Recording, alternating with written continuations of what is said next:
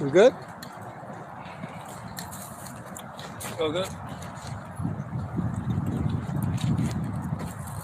We on? Anyway, can check? Can I check real quick? We're on here.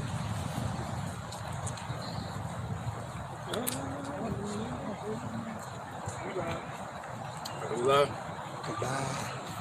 All right, Shalom. We are the Hebrew Israelites of the Lions Den camp.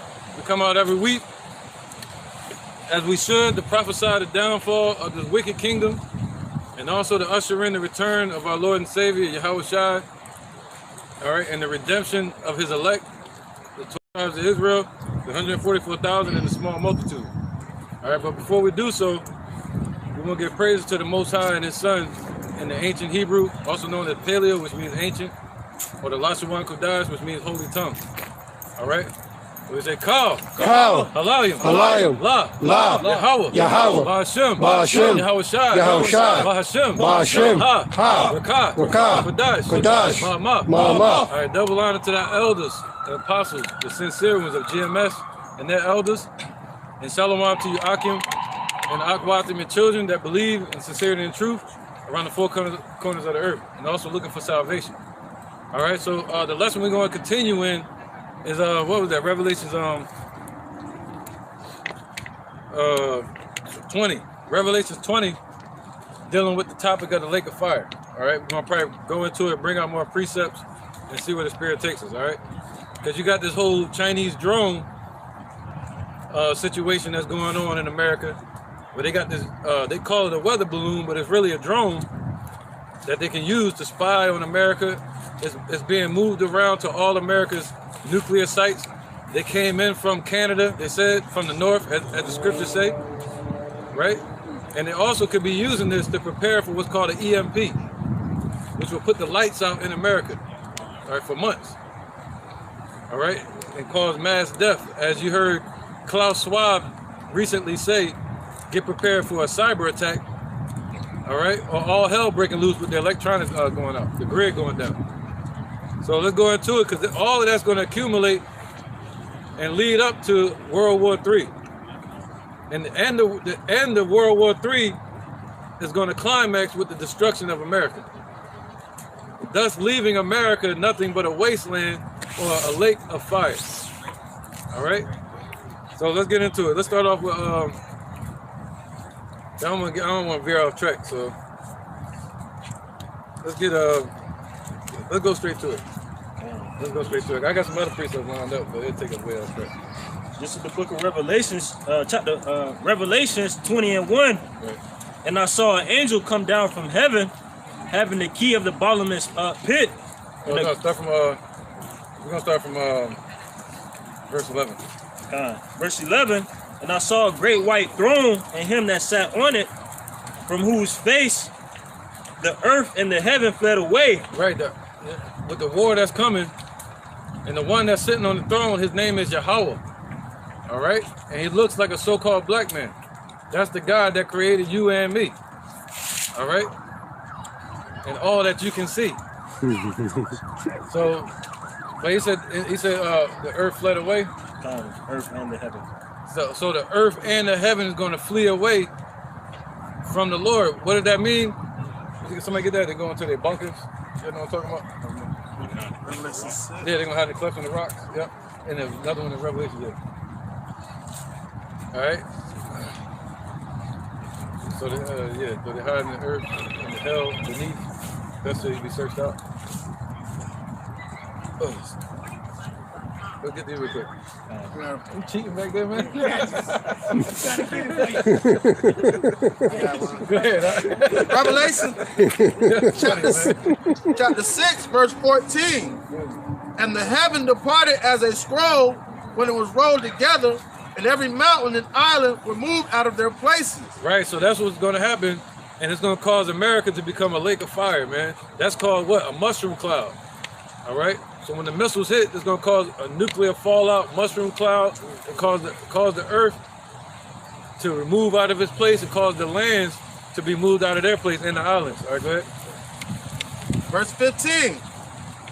And the kings of the earth, and the great men, and the rich men, and the chief captains, And the mighty men and every bondman and every freeman hid themselves in the dens and in the rocks of the mountains. Right, that's why you got all these, that's why you got them creating bunkers. They starting to create bunkers even in their backyards. A lot of these rich people here in America. All right, but the Lord said what? Somebody get that in Job, the bow of steel. You see that? So they're gonna hide themselves in the clefts of the rocks and in the mountains, and even try to go as far as to hide into space.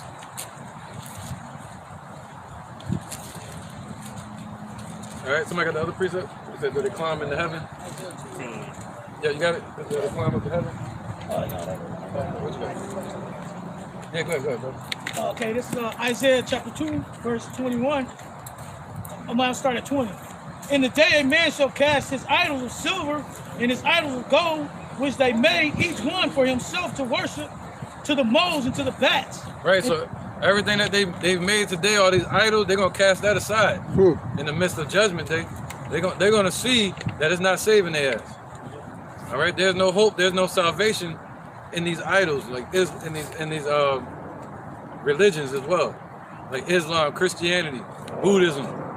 You know, they're gonna cast all those idols aside. Santeria. All right, go ahead, brother. This is Isaiah 2 and 21.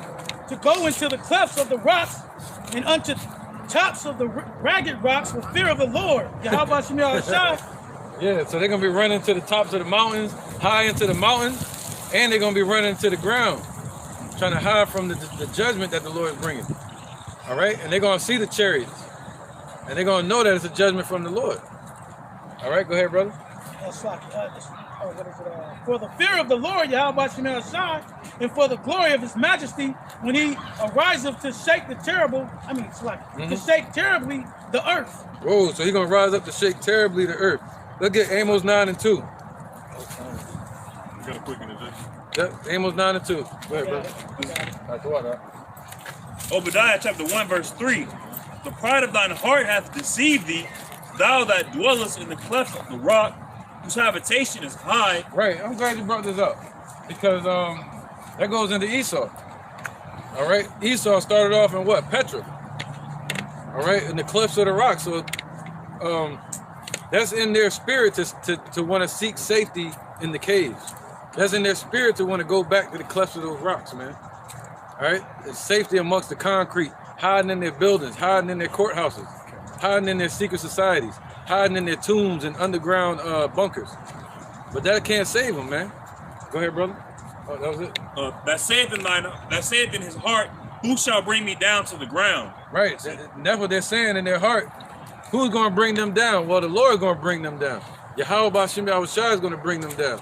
We're going to bring them down with the preaching and marching, just like we did through the spirit and power of Yahweh B'Shem Yahushua when we marched around Jericho. All right? Go ahead, brother. This is Amos 9 and 2. Though they dig into hell, thence shall my hand take them. Though they climb up to heaven, thence will I bring them down. There you go. So that's talking about the elites. All right, but then you got one that's talking about them over here in America. So the elites that build their bunkers over there in Europe, they're gonna get hunted down by the Lord's men. The Lord said he's gonna send for many hunters. All right, and they're gonna be taken out of those bunkers and they're gonna be taken straight into the pit, straight into captivity. All right, that's those elite bankers. But let's get Job 20 and 24. This is Job chapter 20, verse 24. Right, so they're gonna try to run. You see that? The heaven and earth gonna flee away. All right, all their rulers, they're gonna try to disappear and hide. But over here in America, they go into the bunker. That's gonna be their ovens. Malachi 4 and 1. Go ahead, brother. This is Job chapter 20, verse 24. It says, he shall flee from the iron weapon. Whoa, they're gonna flee from it. They're gonna flee from the iron weapon. Where they gonna flee to? Them bunkers. Go ahead. It says, and the bow of steel shall strike him through. There you go. So they're gonna try to hide in them bunkers, and the bow of steel gonna dig all the way down to the ground, to the earth, and burn them up in there, man, and cook them. And their ceiling gonna become a lava pit. They ain't gonna be able to make it out of that, man. America's gonna be a lake of fire, a deep pit of nuclear waste, burning sulfur. All right, go ahead. Verse 25, it says, it is drawn and cometh out of the body. Right, so it comes out of the missile silos, whether out of the ground or out of a submarine. It says, yea, the glistering sword cometh out of his gall. Terrors are upon him. There you go, man. All right, and that's just it. Somebody get Malachi 4:1. This Malachi 1 and 4. 4:1. 4:1. 4:1. For behold, the day cometh that shall burn as an oven, and all the proud, yea, and all the do wickedly shall burn them up, saith the Lord of hosts, that it shall leave them neither root nor branch. And that's a prophecy that's going, dealing with the lake of fire here in America. Those elites over there, like the brother brought out earlier, they're going to be hiding in bunkers, but they're going to be sought out and brought out of those bunkers and put into slavery. But the ones that hide in the bunkers in America, they're going to be melted in that lake of fire. All right? Because the Lord going to burn it like an oven. You see that? So they're here, they're going to be cooking. And them and their children. All right? Go ahead, brother.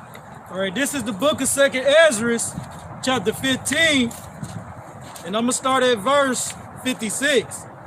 Like as thou hast done unto my chosen, saith the Lord, even so shall Yahweh do unto thee, and we shall deliver thee, shall deliver thee into mischief. Thy children shall die of hunger, and thou shalt fall through the sword. Thy cities shall be broken down, and all thine shall perish with the sword in the field. Right. They that be in the mountains shall die of hunger, and eat their own flesh, and drink their own blood. Right. For very hungry of bread and thirsty of water. Right, so everything they're doing to us, the Lord going to do it to them. And they're going to die by the sword in the field, meaning their military is going to be, they said their husband's going to die in war. All right, so they're going to die out there when they send them out to the war to fight against these nations. All right, and also the Lord said when they go to hide in the mountains, they're going to eat each other. So they're going out there, they're going to be going out there to eat each other, man. Cannibalism coming back. That's how bad it's going to be. All right, go ahead, brother. And then we got two more questions back here. Thou as unhappy shall come through the sea and receive plagues again. And in the passage, they shall rush on the idol city and shall destroy some portion of thy land and consume part of thy glory. Right, okay, that's on my Moab, I think. And shall return to Babylon that was destroyed. Right, yep. And thou shalt be cast down. Yeah, that's talking about Moab, I think, right over here. So Yeah. talking about Asia. Con. All right, yeah, because that's talking about the battle between America and Asia. You're gonna have jets or whatever that go from America over to Asia to China to bomb them, but when they get back, America gonna be destroyed. Read that part again. All right. So parts of China gonna be attacked, but America gonna be destroyed utterly. All right. This. Yeah, they're gonna be returned to nothing. Jets got to scramble indefinitely. All right. This is on the book of 2nd Ezra, chapter 15, and verse 60 again. And in the passage, they shall rush on the idol city and shall destroy some portion of thy land. Yeah. And consume part of thy glory, and shall return to Babylon that was destroyed. See that? All right, so China's that idol city. Even the name China comes from the word sin. That's a wicked, atheistic nation, man. All right, and they worship Molech. They eat anything. And they eat anything. Yeah, that's what the Lord called them, the wash pot. The scum of the scum of the earth is with them, man. All right, go ahead, brother. It's Isaiah chapter 14 and verse 12. How art thou fallen from heaven, O Lucifer, son of the morning? How art thou cut down to the ground, which did weakest the nations? But thou hast said in thine heart, I will ascend into heaven. I will exalt my throne above the stars of Yahweh. I will sit also upon the mount of the congregation in the sides of the north. Right, because the Lord said that. Somebody get that? Let me get this real quick. I'm going to get it for you. Right, because they set up Isaiah 14:5. They set out to take over the world and to rule over here in North America. Who did it? These elites over here called the European Union. All right, they helped to establish NATO. It goes into Daniel chapter 7. All right, England, Britain, Spain, they helped to establish this place called America, also known as the daughter of Babylon, which is about to be destroyed. All right, and there was another point I missed, didn't I? They say, how thou fallen from heaven in the morning. You said Isaiah, you want Isaiah 14:5? Yeah, yep. And it says, yep, because the word Lucifer means illuminated one. So the Illuminati, what they built here in America is going to fall. Once that gets destroyed, they've lost their power in the earth. All right? Isaiah chapter 14, verse 5. The Lord hath broken the staff of the wicked and the scepter of the rulers. Right, so, yep. And what happened? It said the spirits leaped out of their mouth like a frog. So that's what the Lord is going to destroy. He's going to destroy their power. Like, what did they set up here? The religious system. They set up the banking system. They set up the military. So the Lord is going to destroy all of that in this place. All the hubs that they got. The Roman Catholic Church has power over here. The Lord is going to destroy that power. All right? Go ahead, bro. This is Revelation 16 and 12. And the sixth angel poured out his vial upon the earth, upon the great river Euphrates, and the water thereof was dried up. Right, so the river Euphrates is being dried up because of the battle between the Turks and the Kurds. All right, the Kurds, they operate on the south end of the Euphrates River, and the Turkish people, the Edomites, they rule it from the north. So they can cut off the flow of the river so that they can't get water in the south. And they said they've been doing it so much, plus the drought, it's been drying up the river. So now they even said it has become a new ground for battle for the people like the Kurds to cross over that land and go to war with Israel. And that's making way for the kings of the East. The kings of the East represent Russia, Iran, China, all those countries. And this is about to happen. America about to be destroyed, and we're about to rule this earth in righteousness. Go ahead, brother. And the water thereof was dried up, that the way of the kings of the East might be prepared. There you go, the kings of the East. And you look in the East, who they battling against? The West. They're battling against Europe, the Western European countries like Britain, the UK, NATO, America, you know what I mean? So the kings of the East represent Russia, China, and Iran and such. You know, go ahead, brother. Verse 13, and I saw three unclean spirits like frogs come out of the mouth of the dragon, and out of the mouth of the beast, and out of the mouth of the false prophet. There you go. So out of the mouth of the dragon, the beast, and the false prophet. That's the religious systems. NATO, which is over all the militaries and police setups. And what was the other one? The dragon. All right. Which goes into their banking system. You know, so the dollar. And that's like a major portion of the prophecy going into Revelations. The banking system they set up. All right, so all that's going to get destroyed here in America. The power that they set up here. All right, somebody have something? Yeah. It's the book of Isaiah, chapter 34, and verse 5. Right, man. America about to be destroyed, man. You know, time to repent. The Lord looking for 144,000 men that's willing to save their household and stand up for him and stand up against the wicked. The Father's name is Yahweh. His son name Yahushua. All right? Go ahead, brother. For my sword shall be bathed in heaven. Behold, it shall come down upon Idumea. Right. Idumea today does not just represent Esau. It represents America. All right? Like the brother Thanyalo was reading with, he said, how art thou fallen from heaven, O Lucifer? All right, those Edomites that established America, it's going to go into what? Read it again. Verse 5 of Isaiah chapter 34, for my sword shall be bathed in heaven. Behold, it shall come down upon Idumea and upon the people of my curse to judgment. That's right, man. So it can come down upon Idumea, America, the Edomites that are over here in America, and also the people of his curse to judgment. Who is that? 2/3 of our people and these heathens. All right, hold on, let me get this. Let's get this, because Jeremiah 50 and 24. All right, that's what the Lord calls it his sword. He said his sword shall be bathed in heaven. What's up there in the heavens? Shemayim, the waters. So he's saying those missiles that they're creating, they're not going to sit in the silos, in the bunkers, in the belly of the silos any longer. They're going to be launched off, and they're going to touch the sky, and they're going to be bathed in heaven, meaning they're going to be shooting far out into in the atmosphere, and come back into the earth and drop down on Idumea, America. All right, go ahead.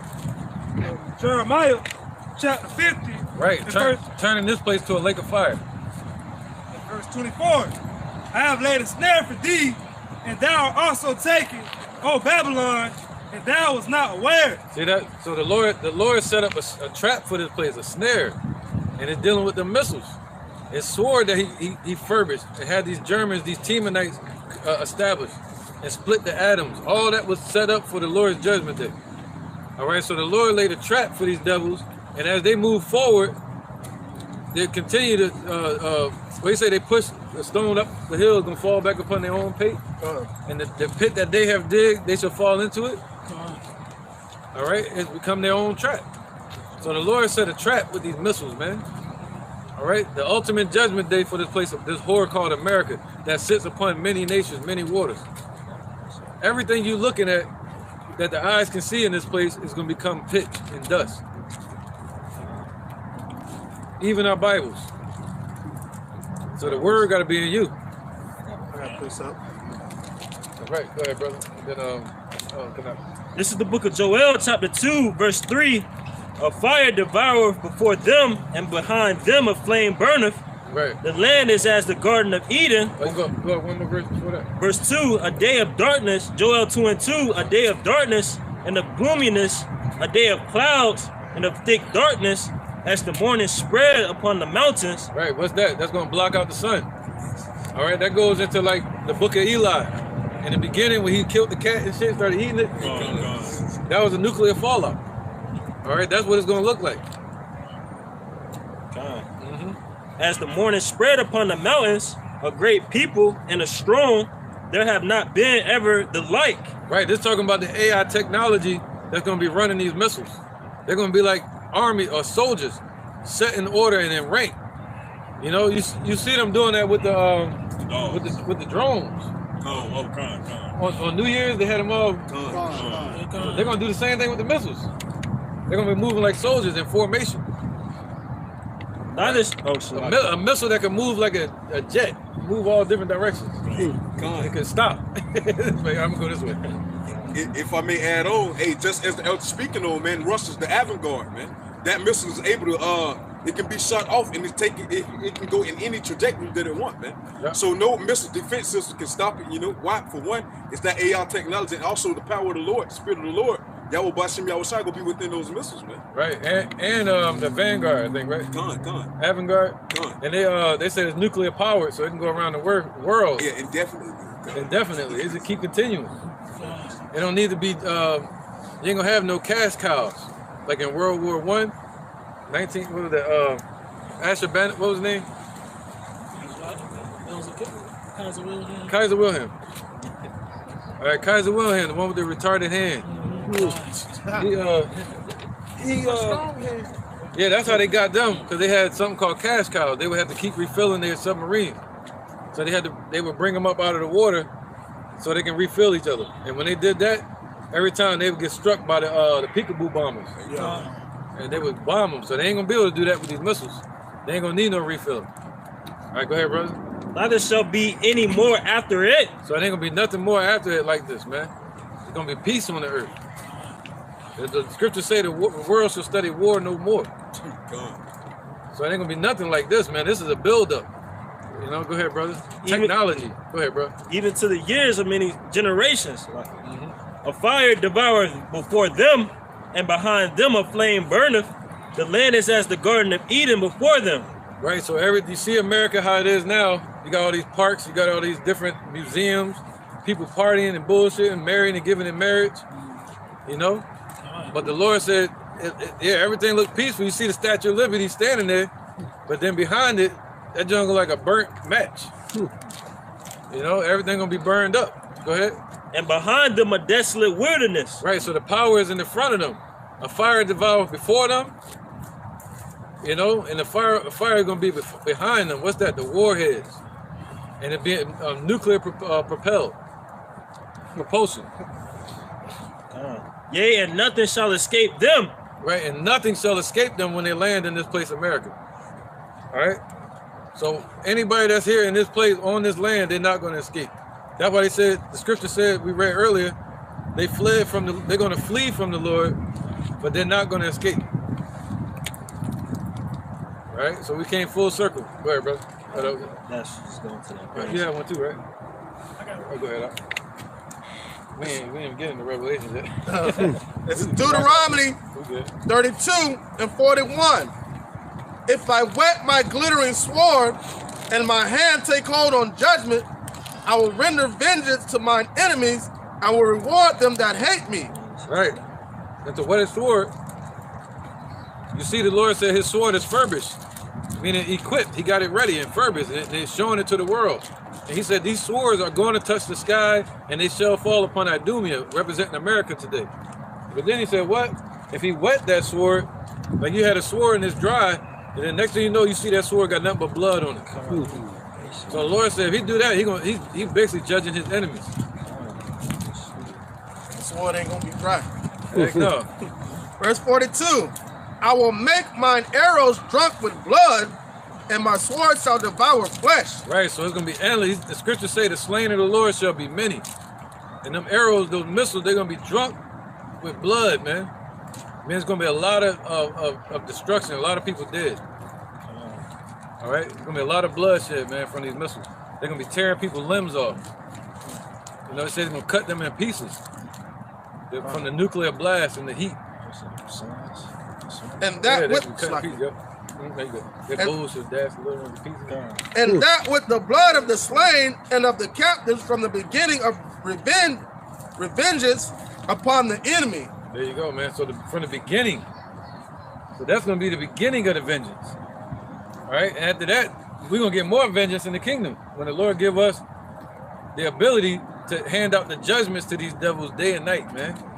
While you chilling in your paradise, you know, with your animals and your women, fresh air day and night. You're going to be having all that ability and power in the kingdom and being righteous, eating all kind of massive size of fruit, clean air, fresh air, clean water. But then you get to experience the day, and then you get to experience the night. And not worrying about things that go bump in the night. Only thing going to be going bump in the night is us with these women. Bringing Israel back. Man, I want that old thing back. Let's get it, man. That's right. Let's get all of them. You're good. Okay, let's get this one. Somebody have one back here. Dash. Yeah, let's get this one real quick. This is the book of Isaiah 13 and 18. Their bows also shall dash the young men to pieces, and they shall have no pity on the fruit of the womb. Right, when Russia shoot those missiles off on this place in China and Iran, and all these nations are set up, circled around America, roundabout, and they shoot missiles, 200 million warheads on this place. He said, what? Their bows. That's what they're talking about. Their bows, their missile launchers, they're going to launch these missiles, are going to what? They also shall dash the young men to pieces, and they shall have no pity on the fruit of the womb. Right, look what Russia's doing in Ukraine. They ain't got no pity. Once they make their rules, they stick to it. They're like the ancient Persians. Yeah, they ain't playing. The eye shall not spare children. Right, that's right. They ain't gonna spare no children, man.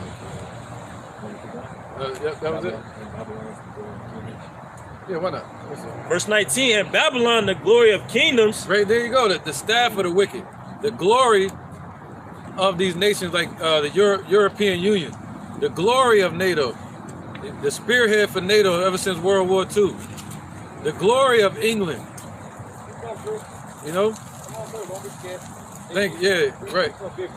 The glory of England, right? But the scriptures say thy mother shall be ashamed of thee. Right? So why is it the glory? Yep. Why is it the glory? What is that? Revelation 18 where they where is it at? I think it's Revelation 18. Somebody get that real quick? Scarlet colored beast.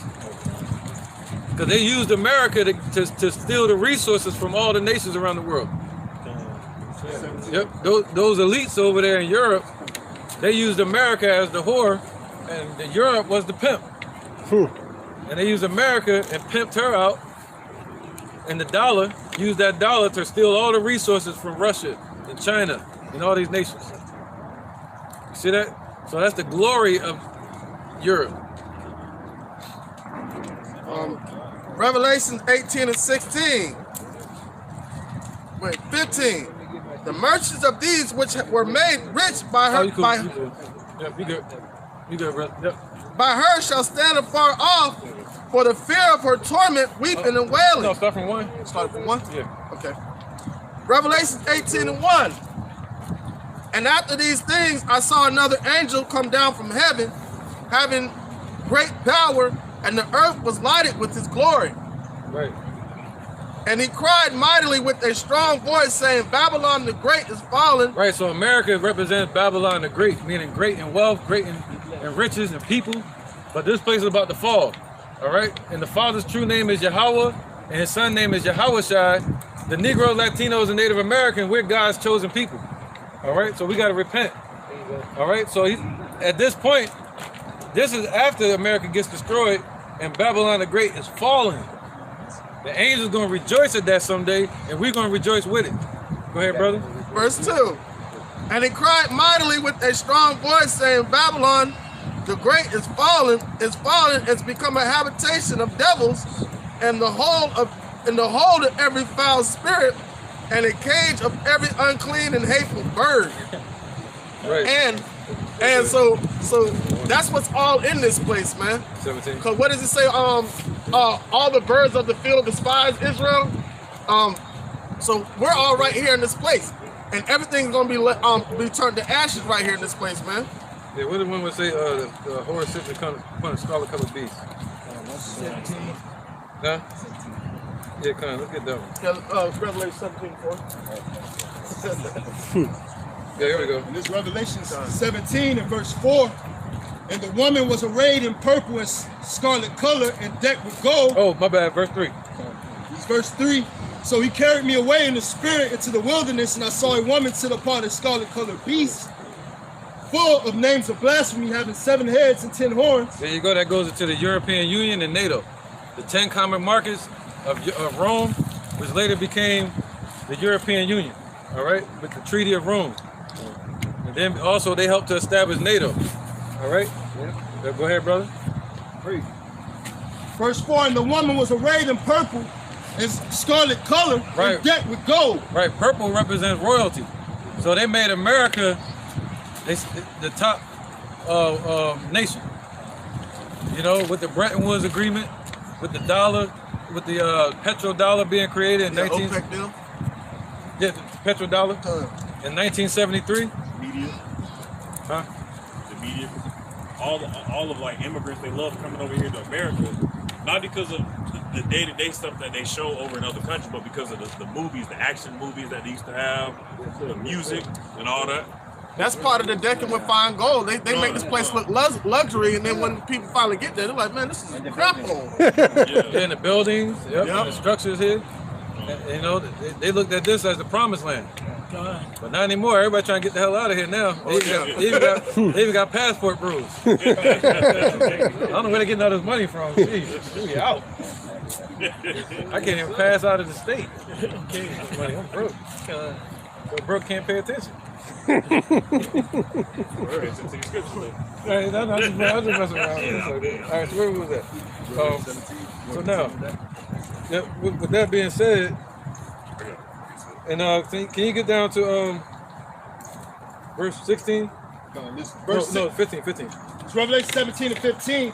And he saith unto me, the waters which thou sawest, where the horse sitteth, are peoples, and multitudes, and nations, and tongues, and the 10 horns, which thou sawest upon the beast, these shall hate the whore, and shall make her desolate and naked, and shall eat her flesh and burn her with fire. There you go.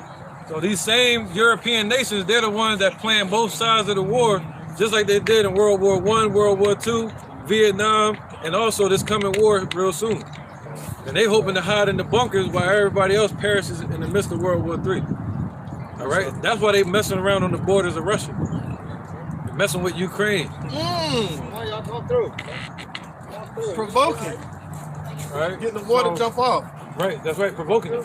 Stoking the fire. Right, because everybody that's in the know that who keep their mind occupied in prophecy, they're going to understand the narrative that's being painted by America. Now everybody's fighting, oh, Russia's the bad person, but really in actuality, the only thing Putin is doing is keeping the West from off their back door. So they had no choice but to fight.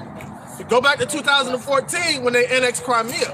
Why were they doing it? Putin's been saying this whole time. These are Russians that we're trying to protect from NATO. From Nazis. For real. So now, with that being said, that's what these upper elites they do. They paint the narrative in every single situation, right? To bring forth what they want their agenda to be. Right. Yep. So ultimately, they're gonna cause America to lose everything they dressed her with, the royal clothing, the gold, the silver, and they're gonna strip America of all the mirth of the land is gonna be gone.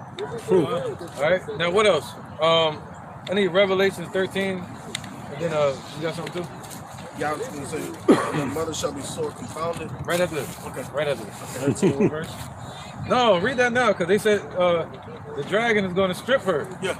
Yeah, and then ultimately burn her with fire. Cause her to be burnt with fire. This is Jeremiah 50:12.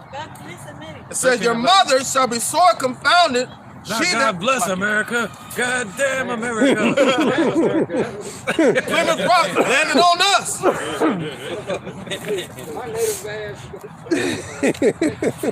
No,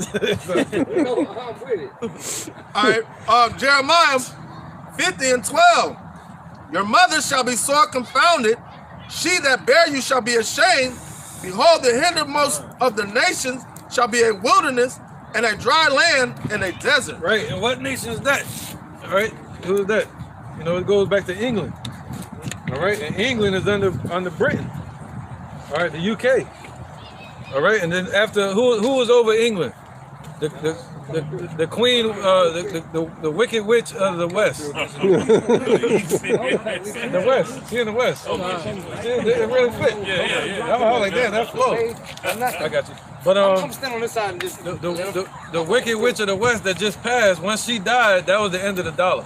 Oh, and they take the $5 Australian bill. Yep. Every time they change it, it's somebody from their bloodline. They're changing it now to the Aborigines of that land. They're taking her face off of it, off, totally up. And none of her lineage is gonna be replaced on there. Y'all know about the $5 Indians over here? You know, he laughing and shit. They paid into it.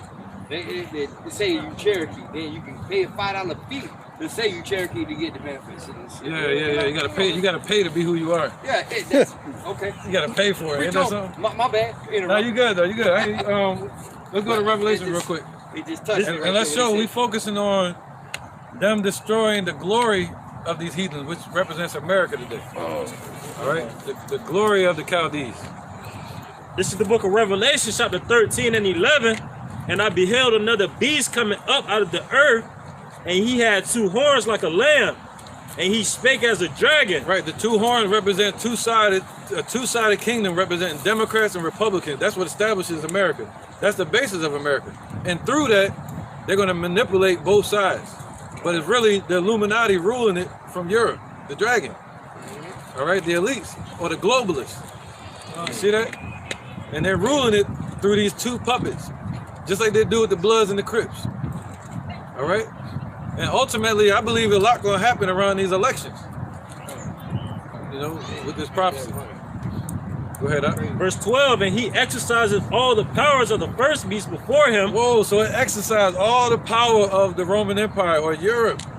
So that was like giving glory to the European Union and Rome. So this is their glory. That's ultimately where they get it from. That's where they get it from. The Republican and the Democrat, 2 wings of the same bird. That's right, man. Yep, in the Roman Senate. Not people's backs. 2 faces of Janus. Yeah. One body though.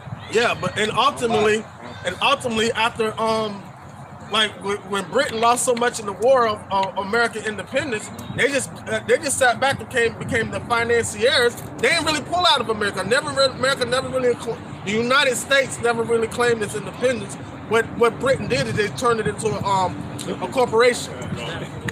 And so there are you got you got your directors, your CFOs, and all things like that. Those are the upper elites working this business structure of America, and the workers are the citizens and your presidents and your people and things like that.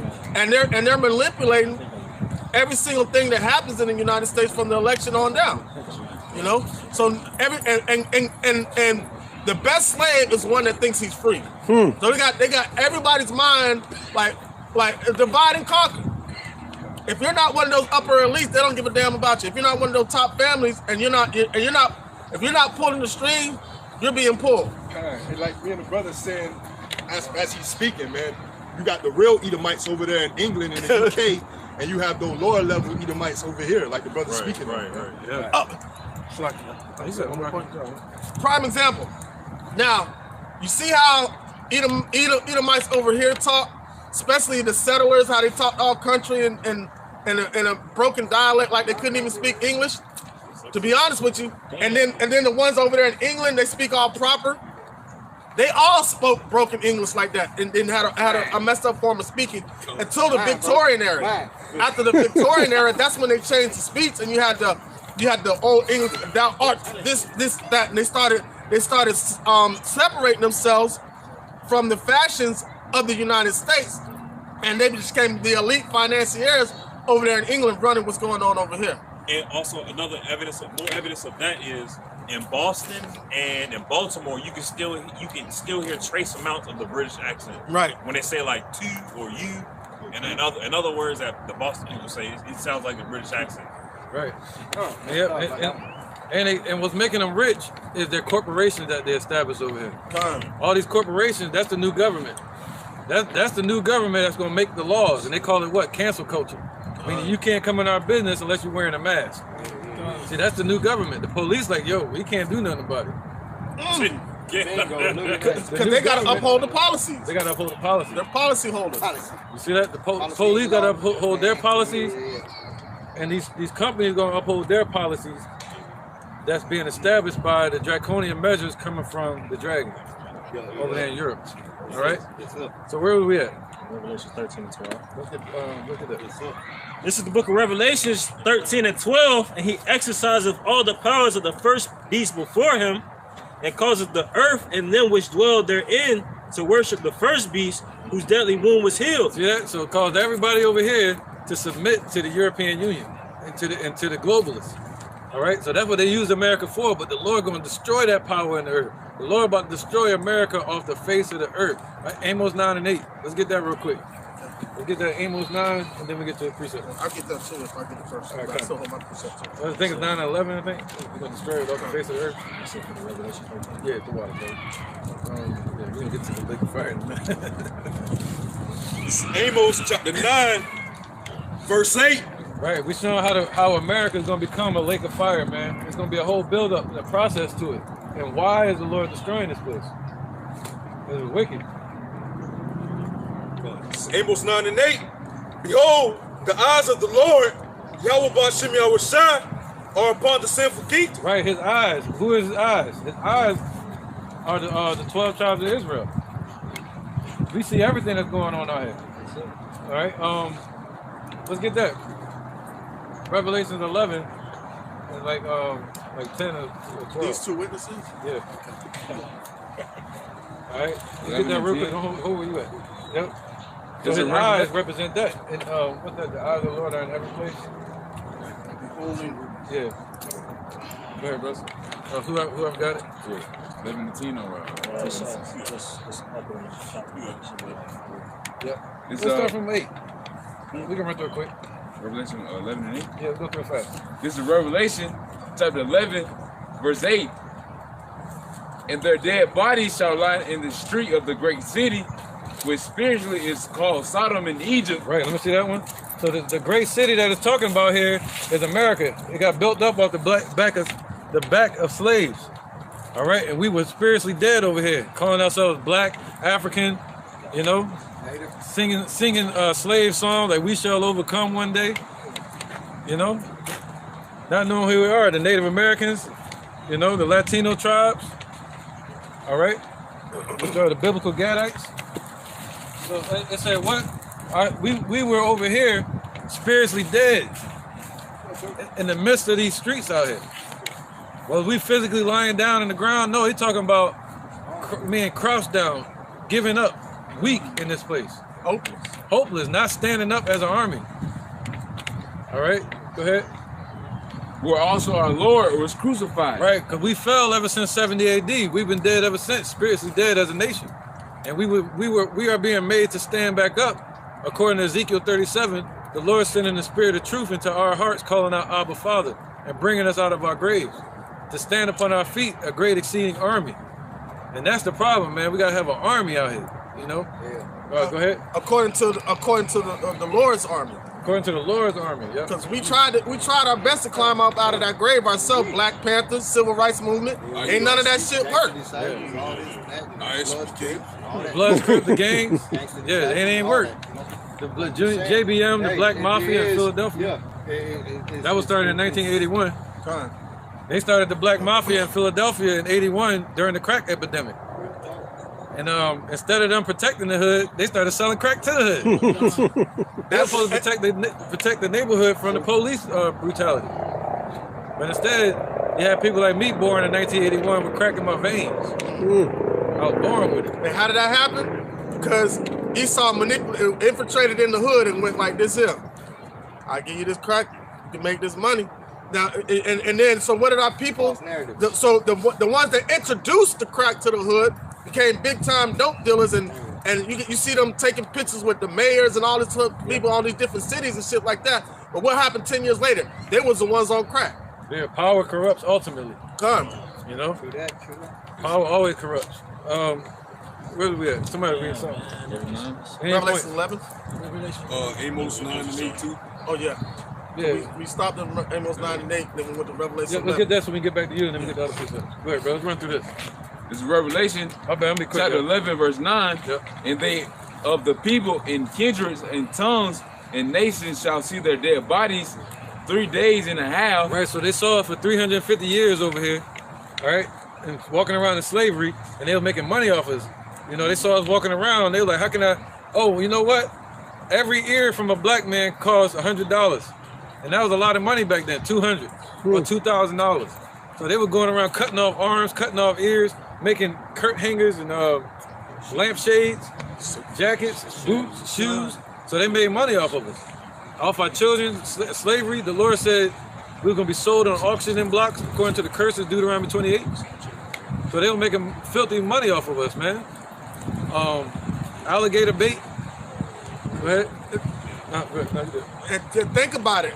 Think about how easy it is for our women to give up their children for adoption or abortion, because like that stuff goes all the way back to slavery. Because our women were having children. As soon as they have children, master tell them, okay, I'm gonna take this with me, but we're gonna make sure we put it in a good home for you. Same thing with the adoption agency, man. Our children don't have a bond with their parents whatsoever, man. The father was taken out of the home. The woman was brainwashed into believing she didn't need no man, right? And brainwashed to think that she don't need children either. So they just devoured our people, man. And it brought us down to nothing, but it was Yahweh Bashim Yahweh Shai. So that means something dead, you can do anything with it. Right. You know, you can move it how you want to move it. You know? Everybody over here, set it up right there. Everybody, right. You can dress it how you want, you know, call it what you want, tell the story about it how you want. All right? And our people spiritually dead, and they made money off of that. They made money off the pork. They started saying, hey, eat some pork, knowing that's against our laws. All right, the Lord is a so-called black man according to the Bible, and he's about to return. All right? There's going to be a lot of dirty diapers around here when the Lord show up. Adult dirty diapers. Okay, brother. And shall send gifts one to another, because these two prophets tormented them that dwelt on the earth. Right. So what's that? Somebody get that. We'll get power to my two. The water. So he said these two prophets. Who is that talking about? Go up to verse 3.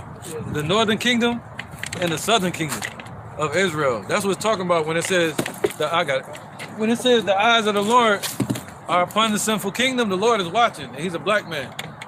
You know, Esau don't like black people watching him. The Lord watching. Hey,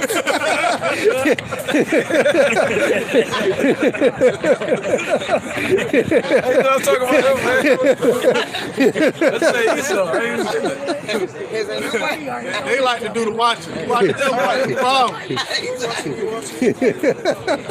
the funny part about it is, you didn't say the so-called white man. You said Esau. He took wrong.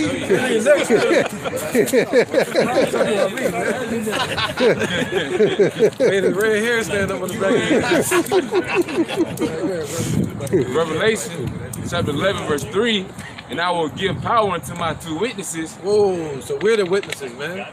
We're the witnesses. The Lord sees through our eyes. You know, things we're recording and seeing, we pray to the Father. And also the angels are the witnesses. Somebody got that? His eyes are in every place? Yeah. Yeah, kind of. I thought you already had it. This is Proverbs chapter 15, verse 3. It says, the eyes of the Lord Yahweh are in every place, beholding the evil and the good. That's right, man. So the angels of the Lord. Right? What Esau calls UFOs are really the chariots of the Father. Swing low, sweet chariot, coming forth to carry us home, man. To take us back to where we belong. All right, so his eyes are in every place. That's why you see in chariot UFO sightings, USO sightings, unidentified submerged objects, UAPs, unidentified aerial phenomena. Meaning it's outstanding their understandings of physics. You see that? So that's what they call it unidentified. They can't understand it. Yeah. But then they want you to trust in their science. Yeah, trust in their science. What they say. Their science. Like, nah. Yeah, I think I'll stick with the spirit. Yeah.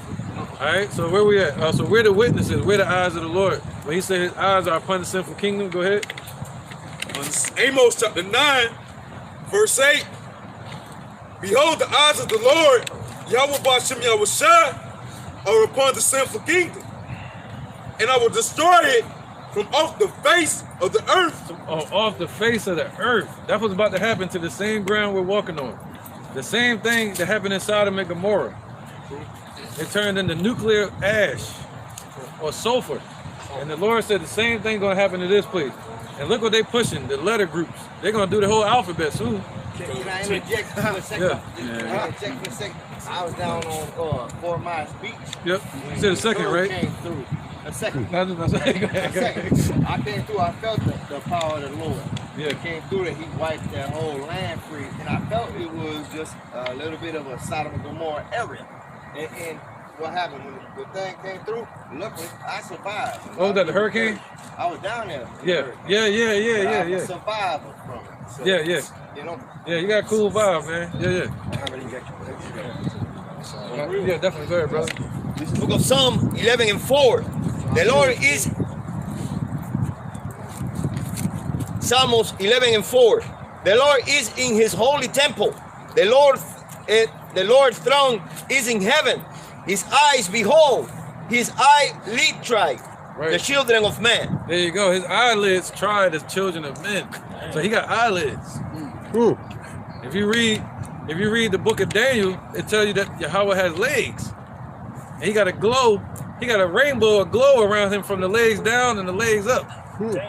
And he's sitting, so he can sit up there. And he got a ground up there. He set his pillars in the heavens on water. And he's beholding and watching and governing the earth with his eyelid, looking at everybody. And sometimes they say he winks at the elect in these times. You know what I mean? So the Lord is watching. So he don't really need us to watch, but he got his stewards, the ground troops, Air Force. The Lord is a man of war, so he's watching everything, and he's the general. All right, go ahead.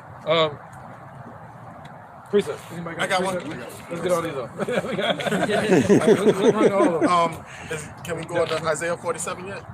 Yeah, we rocking. All right. I don't know. It's Isaiah 47 and 1. Come down and sit in the dust, O virgin daughter of Babylon. Sit on the ground, there is no more throne or daughter of the Chaldeans. Right, that's what China's saying. China and Russia, they're like, sit your ass down. We're gonna send you a cyber attack. And that's what you hear Klaus Schwab talking about. There's nothing greater than a cyber attack. He's looking like Dr. Evil.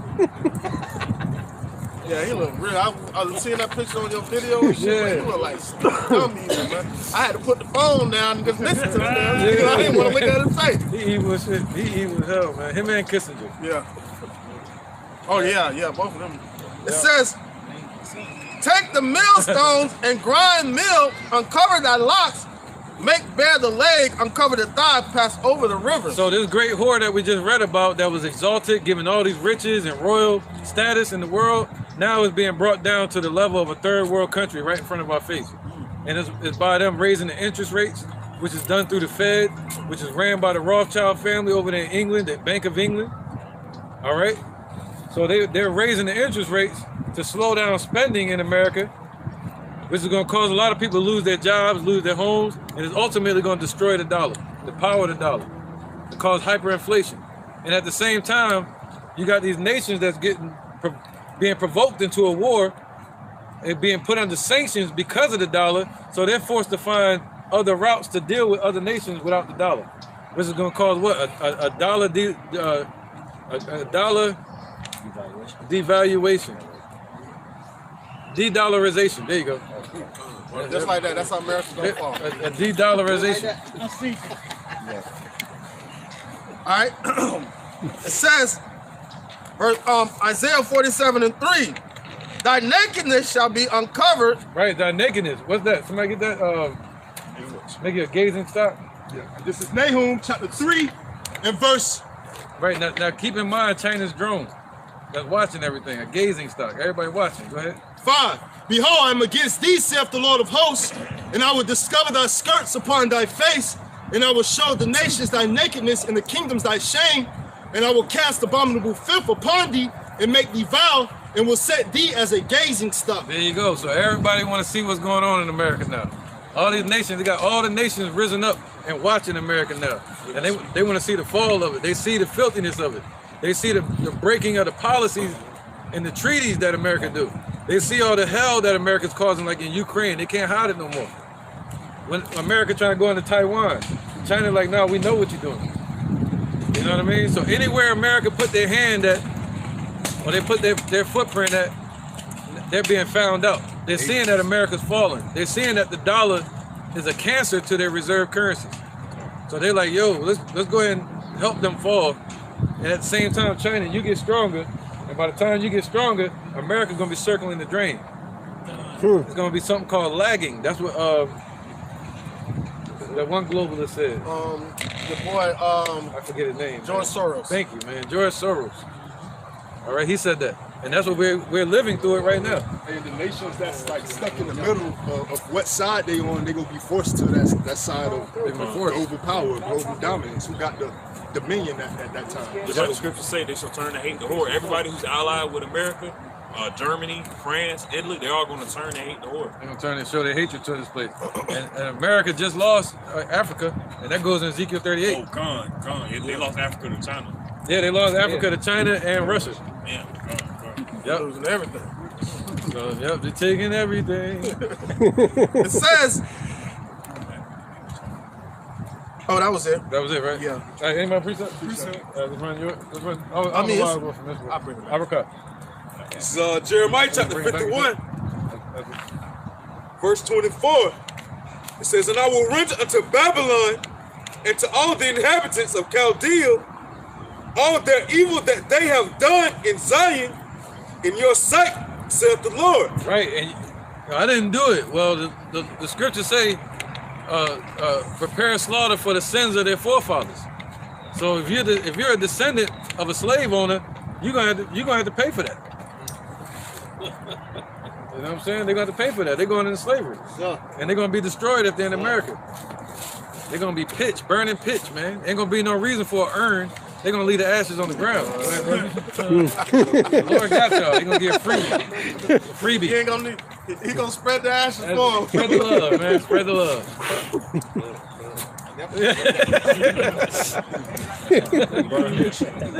LeBron. Yeah, y'all funny, man. Go ahead. Verse 25, Jeremiah 51. Behold, I am against thee, O destroying mountain, saith the Lord, Yahweh B'Shem Yahushua, which destroys all the earth, and I will stretch out mine hand upon thee. Right, so America is that place. America is that destroying mountain, man. All right, and the Lord said he's against this place. He said, bless America. No, God is going to damn America. All right, it's a wicked place. And he left Sodom and Gomorrah as an example. Yeah, but look what they're doing in this place, man, passing laws for them. All right, go ahead. And I will stretch out my hand upon thee, and roll thee down from the rocks, and will make thee a burnt mountain. There you go. So you're going to be kicked out of rulership. Kicked down the mountain like Sparta. You know? Kick them right in their back. Right down the mountain. Roll your ass down the mountain. All right, go ahead, brother.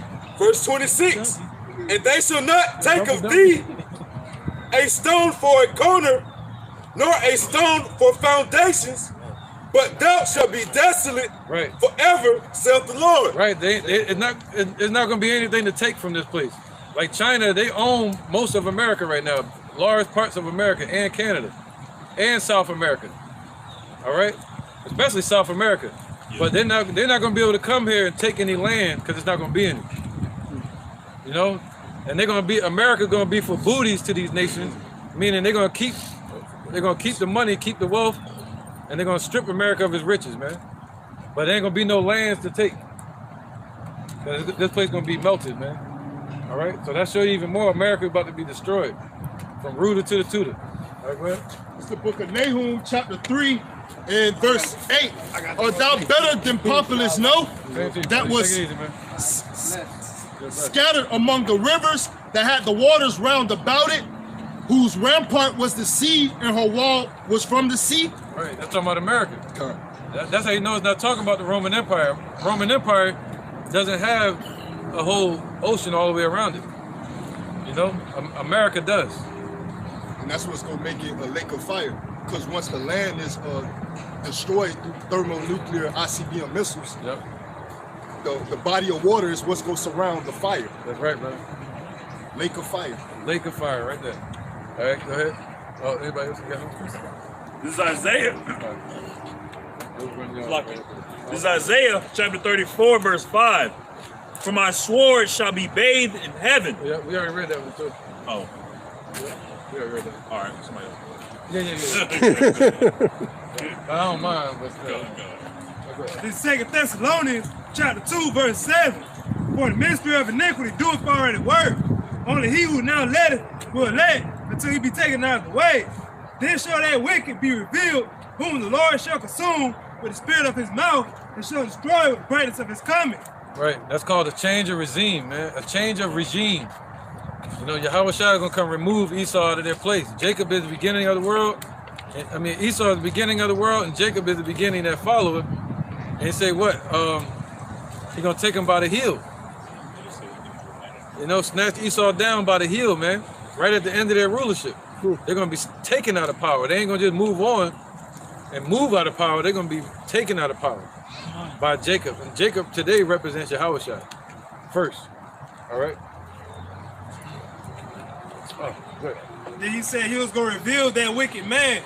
Like everybody act like they don't know Esau's the minister of iniquity, but the spirit of the Lord is cooking in the kitchen, and we smell the destruction coming. We see the smoke, like a cookout, so to speak. And like we see more and more with the Chinese spy balloon, whatever that is, and with Ukraine, and we see World War III approaching. And the world act like they don't know what's going on. That's why they're gonna be so shocked when it pops off here and these missiles strike. Right. Yep. They were so distracted. The Lord said He's gonna catch them as a thief in the night. Unexpected. Go ahead. Let's get it. Now this is 2 Peter 3 and 10. But the day of the Lord, Yahweh B'Shem Yahushua, will come as a thief in the night, in which the heavens shall pass away with a great noise, and the elements shall melt with fervent heat. Yeah. And the earth also and the works that are therein shall be burnt up. There you go. So the element's gonna melt. What is that? They're gonna turn it into lava. All right. So the elements, all the elements that you see in this place, is gonna melt. All right, man. Look forward to seeing you next week, man. All right, y'all run this up. I got that. I finished that one. This is Isaiah 9:5. For every battle of the warrior is with confused noise and garments rolled in blood.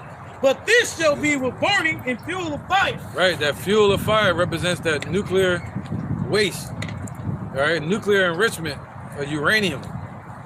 All right, burning and fuel of fire all together. What's that? Nuclear waste and like a lava pit. Gonna cause a lake of fire, man. All right, from these ICBM missiles, these giant missiles that they got. Ain't gonna be no running from it. That's your lake of fire right there. All right, they say gonna melt. It's gonna be with what? Fuel of fire. All right. Fuel is a liquid. This is the book of Isaiah, chapter 54, and verse 16. Behold, I have created the smith that bloweth the coals in the fire, and that bringeth forth an instrument for his work. Right. And I have created the waster to destroy. They gonna bring it down?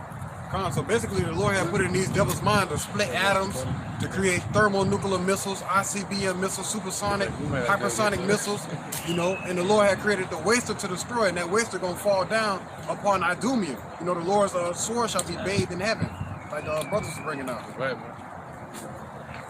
All right, so yep, in the modern day blacksmith is your scientists and your generals, and these innovators, these technocrats that be creating these missiles like technology like Elon Musk and them do. All right, so the Lord created them and put it in their heart to create these missiles, ultimately for their own judgment. All right. This is Jeremiah, chapter 50, verse 22. A sound of battle is in the land and of great destruction.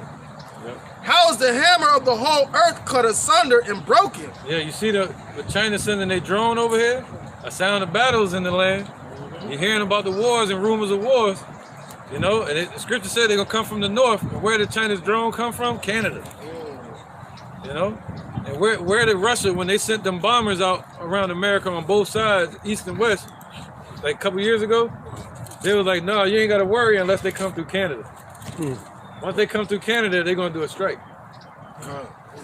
So, you know, that's why the scriptures say they're going to hear, the king of Babylon should hear a word from the north.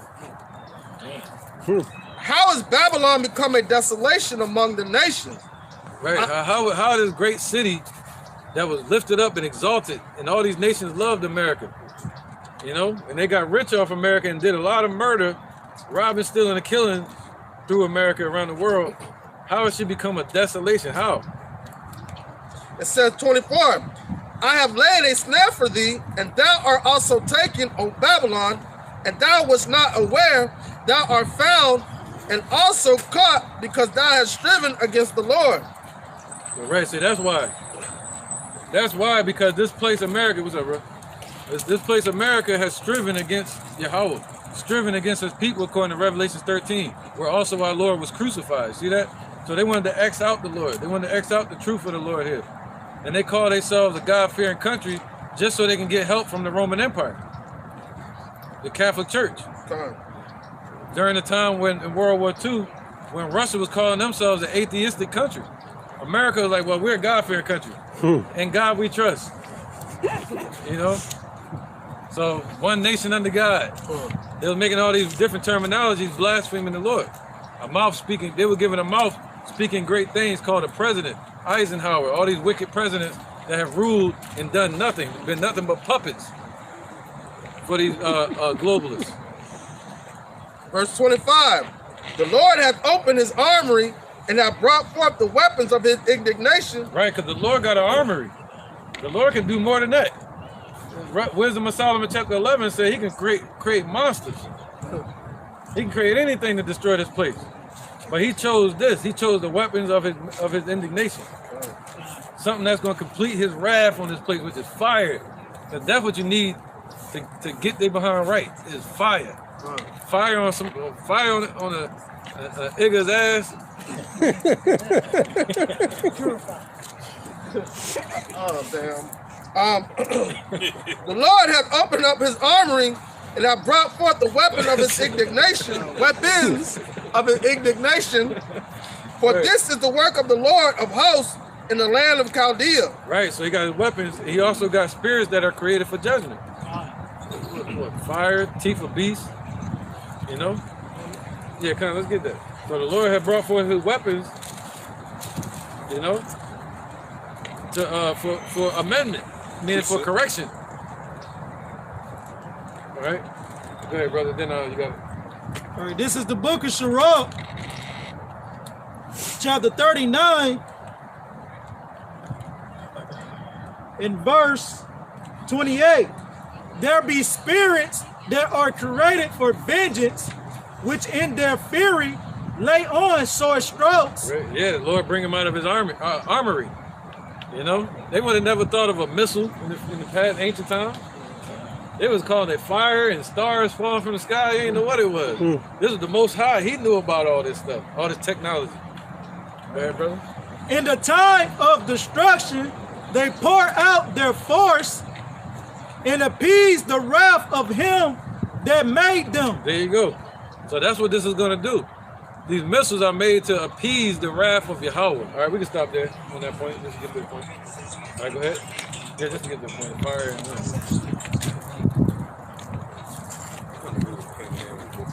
yeah, as long as I make an interjection on yours. This is Joel chapter 2, and I'm going to start from verse 9. It says, they shall run to and fro in the city. They shall run up the wall. They shall climb up upon the houses. They shall enter at the windows like a thief. Right. And that... Oh, God, you know, just to expound on the point that the brother was speaking on earlier, man. Hey, when you said that the Lord is going to come in as a thief in the night, man. All right, and by the way, also too, that's another form of his armory that the elder was speaking of, man. All right, but also those missiles, all right, was prophesied for 200 million missiles to hit this place, all right? Right. And he said, what? They're going to enter at the windows. What's that? That means they're going to enter into America's airspace. All right, and going to the windows, what's called the silos. Not the silos, but the windows of heaven. All right? So it's going to go out of the atmosphere, enter the atmosphere, and it's going to enter into the house of the thief, meaning enter their airspace. All right? And that's why also Trump too was just speaking on, oh yeah, man, I told you, you need to get prepared for war. Hey, if it was me, I would have put a dome over. That dome is not going to do anything. Just think about the damn glass you got to put over this place. Yeah, how much time it would take to do it. But by a dome, you know, they're talking about the Iron Dome, like our Israel has. Oh, damn. Meaning response shooters. Which shows that they had no intentions of protecting this place to begin with. Because if they put an Iron Dome in that missile defense system over there in Jerusalem, they would have done it to this place over here. First. Did it here first. You know, right. They don't care about these people here, man. All right, now. This shows you that the Lord ultimately set this place up and put it in the minds of the kings and the rulers throughout the four corners of the earth to set this place up as an altar, to be a sacrificial place of judgment. Land of the unwalled to in perdition. Right. Right, man. So they call it the land of unwalled villages, yeah. There's a movie called Fun with Dick and Jane with Jim Carrey. And he was working at this business for like 25, 30 years. And he finally met the CEO of the business, and he was like, "Hey, yo, I want you to go on, you know, a famous TV site, a famous TV network, and just talk about what we do as a company." It was just like, "All right, cool, hell yeah." He was really, really happy. And when he went on there, he was like, "Hey, so how come your company about to go out of business?" And he was like, "What?" And he was the fall guy. So everybody looked at him, even though he was just a lowly worker. He wasn't the CEO at all. They blamed him for the company burning down. For the company going out of business. So America's just the fall guy. But what those elites don't know is they're gonna fall as well. I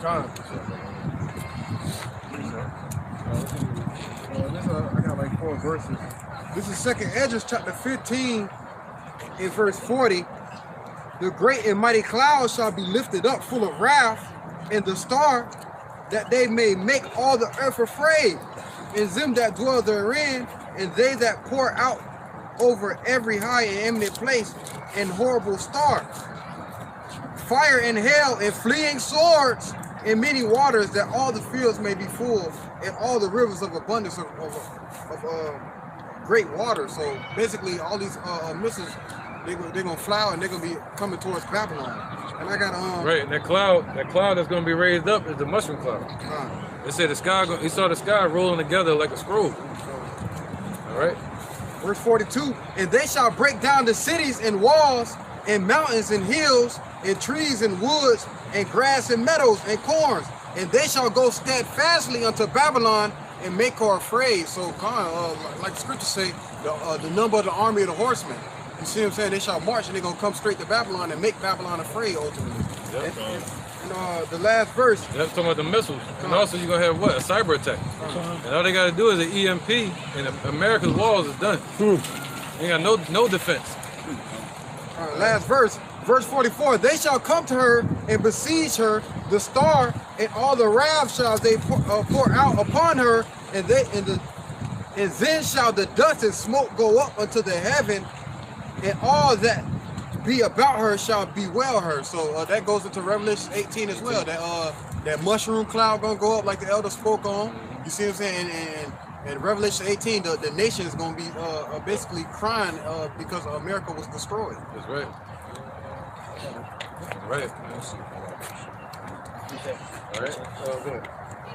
This is the book of Zephaniah 1:14 all the way to 17. The great day of the Lord is near. It is near and has said greatly. Even the voice of the day of the Lord, the mighty men should cry there verily. That day is a day of wrath, a day of trouble and distress.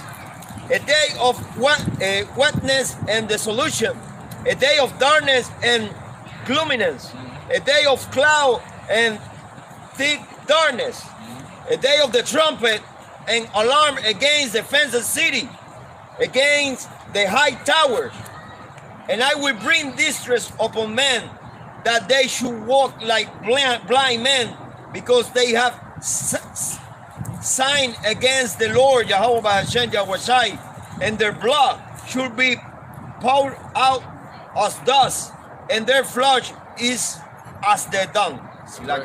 Now you got their flesh, meaning their body's gonna be treated like trash. Their body's gonna be left out there to die, and you know, in the wars, in the famine, in the cyber attack that could happen. You know, in the famine that's coming, in disease warfare. Martial law, you know. All the dead bodies that's taken up out of this place are done because it's a business. People don't do it because they genuinely care about a person. Yeah. They do it because it's a business. But when that business falls, ain't nobody going to do it if they don't get paid. Nah, they're going to be questioning like, hey, well, who's going to clean up all these dead bodies? Lord said, I got you. He going to send that fire to burn everything. I got you. Free cremation. Yeah, he ain't going to send the files of the air, too, to clean up there. I got that. Yeah. Just like the birds used to eat off our bodies when they used to hang us in the trees. Okay.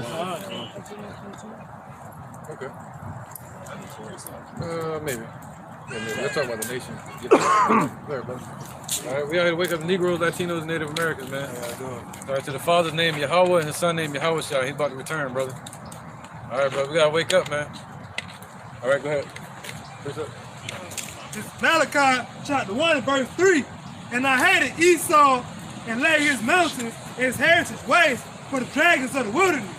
Whereas Edom said, we are impoverished, but we will return and build desolate places. And they try to do that with Herod. But the Lord said, keep going. Thus saith the Lord of hosts, they shall build, but I will throw down, and they shall call them the border of wickedness, the people against whom the Lord has indignation forever. So the Lord's going to have indignation against Edom forever. So he's going to be mad until they are totally annihilated off this earth. Then the rest of these nations are going to get some form of living. But Esau, and like they tried to, like Herod the Great tried to do, that's what America's in that same spirit. Trying to build up. But the Lord waited a little while for this place to get really built up, become a vast, great, luxurious city in the eyes of the beholder, but really it's a piece of trash. It's just like that movie, I'm Gonna Get You Sucker. Saw the woman in the club, thought she was bad, took her back to the house, she done took everything off with her face. Hey, con. And that's what the other nations realizing right now. The Lord Yahweh B'Shem Yahweh lifting up that skirt, showing you secret parts, man, showing that you a little ugly whore. That's why everybody trying to get rid of you now, man. These different nations, Russia, China, North Korea, so forth and so forth. The beast is going to turn to hate the whore as well, man, because they realize the money that they invested into this ugly whore, man. They're ashamed to say that they slept with her. They're like, oh, no. Get away with it. Yeah, especially when you find out the war is filled with a bunch of ailments, plagues, diseases, STDs, like, you know. I'd lay down with this. God damn. That's what these other nations are saying. Yeah, and a royal woman wouldn't have showed under her garment. Right. You know, she was exalted as a royal woman, mistress. But now she got to lift up her skirt, walk through the water, you know. Yeah. Get off the horse, and the Lord said, I'm gonna expose you to all these nations. They're gonna see your naked ass. All the shame in this place, America. Because she didn't have to get off the horse, right? Because as America was traveling, as America was prospering, all these other nations wouldn't make her get off the horse. They would put their coats down over the puddle so she could walk over. She didn't have to lift her dress up, you know. So these other nations was in like a royal courtship with America. Called third world countries. Kind of like you know the movies where the peasant was really a princess. You know them Disney movies that are like that, right? But it's really the other way around. The princess is really the peasant. Yep, just like the Bowers. Right, man. So now America's forced to go out and do footwork. They're going out to Saudi Arabia begging for money, going to Africa begging for money. You know, now they got to do groundwork again. You got to start everything all over again. It's going. That's that. I've seen servants upon horses and rough and paraphrasing Ecclesiastes, man. You know, hey, just like the brother Kanat was speaking on, hey, it's a topsy-turvy movement right now. Rulership right now. Right. Anybody got any precepts? This is Proverbs chapter 26, verse 27. Whoso diggeth a pit shall fall therein, and he that rolleth a stone, it will return upon him. And it's pretty straightforward. Esau is doing all this wickedness to try to entrap people, and mentally a lot of people are entrapped. But those people who work with him to build that trap are ultimately going to fall victim to it. You have the missiles. Gone. And that goes into he that killeth with the sword must be killed by the sword. Esau's blessing is to live by the sword, but it's ultimately their judgment as well. They're trapped as well. All right, we can wrap it up soon. We ain't get to Revelation. Part 3. You made a great point. You said ultimately their blessing became their destruction. They're cursed. All right, but listen. So the blessing that Isaac gave Jacob and Esau, right, was going to tell them was going to tell what their end was going to be. Better the end of a thing than the beginning, right? So he came out conquering, but that conquering is and the way he conquered is ultimately going to be his destruction. Remember 3 months ago when Xi Jinping went to that Eastern financial trade thing that he went to, and what did he say? He said, you know, America introduced the world to nuclear warfare. And he said, it's kind of ironic that we're in the situation where we're in with America right now.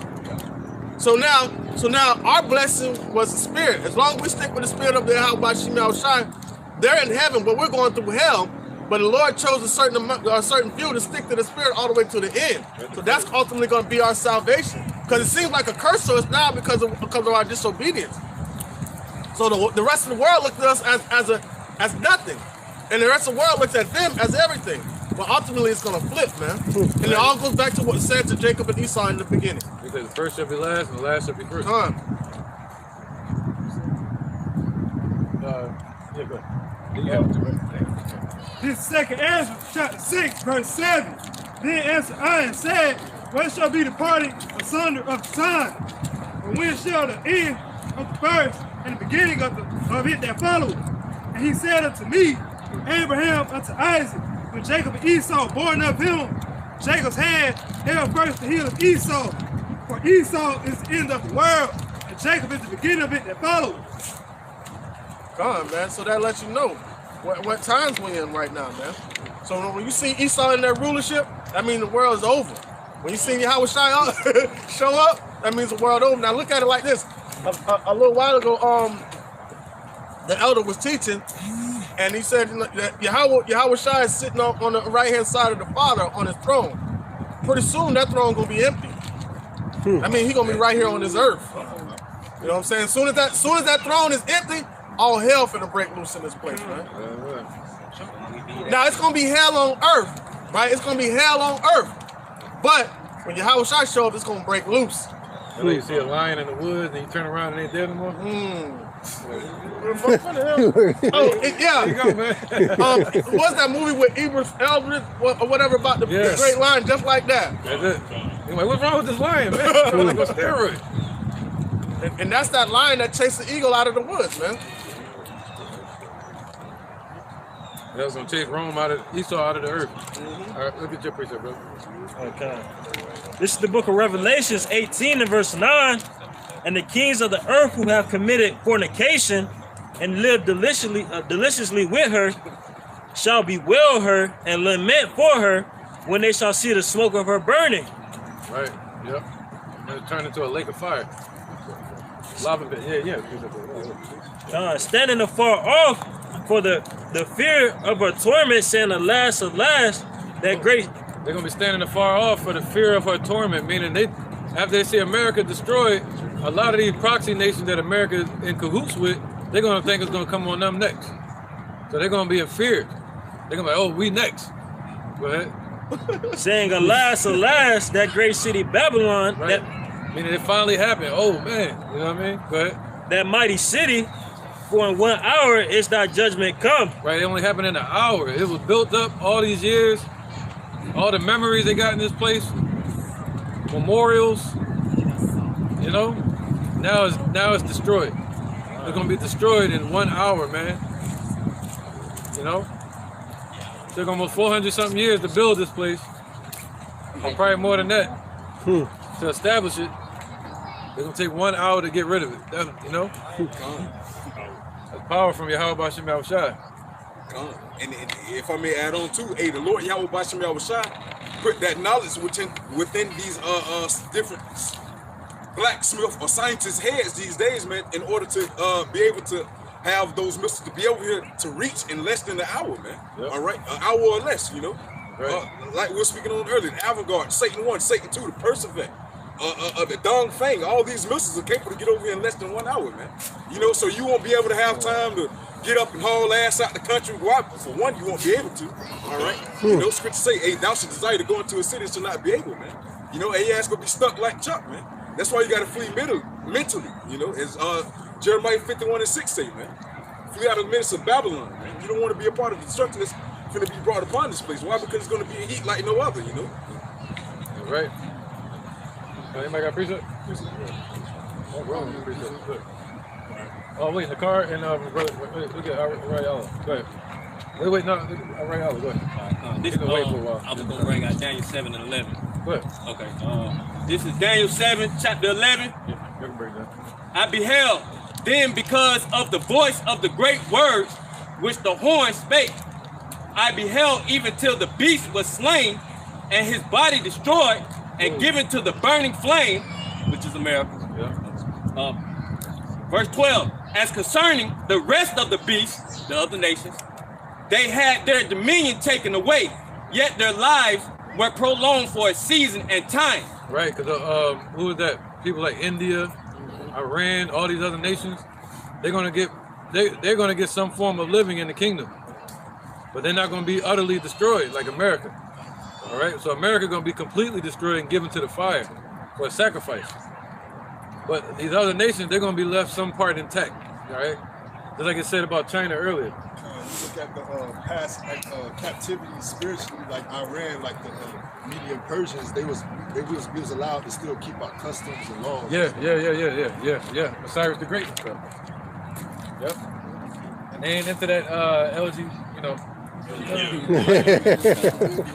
Look at Russia, they ain't into that. You know what I mean? Yeah. They outlawed it. They outlawed it in Africa.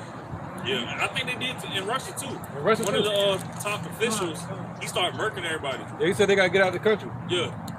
They gotta go into Ukraine. They're like, meet us there. It's another thing, America, you know, all the alphabet, they basically said we're gonna go to Russia, and well, as soon as they got to Russia, people locked their ass up at the airport. Right. I was about to say, look at her. Yeah, they don't play that broken wrist stuff. Broken wrist stuff, they don't play that. Straighten their hand out. Right, the ones that doing that letter group, they part of atheism. Yeah. They follow up on the Scientology. You know what I mean? So and that's why it's the opposite of righteousness. All right, somebody else had a precept, right? Okay, let's get to it real quick, brother. This is 2nd Esdras chapter 15, verse 12. Egypt shall mourn, and the foundation of it shall be smitten with the plague and punishment that Yahweh shall bring upon it. That's just ultimately the destruction that's coming to this place. This place is going to mourn. Right when this destruction really kick up, you're going to hear a lot of mourning, weeping, and gnashing of teeth. Because it's going to be smitten with what? With fire. Fire is the best cleaning agent. You want something cleaned up? Use fire. That's going to be the plague and the punishment that's going to come to this place. On top of what the Heavenly Father is going to already allow to happen. So ultimately, this place is up out of here. It's done. Egypt is gone, i.e. the U.S. is out of here. All right. All right, the Lord said, get thee down to the ground. There's no more throne. All right. I'm going to title this one. Exodus. Bunkers. Chapter 7, verse. I started verse 2. Thou shalt speak all that I command thee, and Aaron thy brother shall speak unto the Pharaoh, that he send the children of Israel out of his hand, out of his land. And I will harden Pharaoh's heart, and multiply my signs and my wonders in the land of Egypt. But Pharaoh shall not hearken unto you, that I may lay my hand upon Egypt, and bring forth mine armies, and my people, the children of Israel, out of the land of Egypt by great judgments. And the Egyptians shall know that I am the Lord, when I stretch forth mine hand upon Egypt, and bring out the children of Israel from among them. So that's ultimately what's happened today with America. He allowed them to get so, he gave the world into their hands. They ruler right now. Their rulership, they sit in the temple of God proclaiming themselves as God, but Yahweh Shem Yahushua is coming back down to let everyone, to remind everyone that he is the power, that he exists. And Yahweh Shai, he is the deliverer.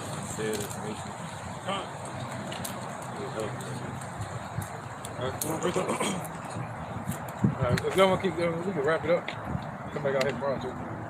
So now let's go on to Jeremiah 50.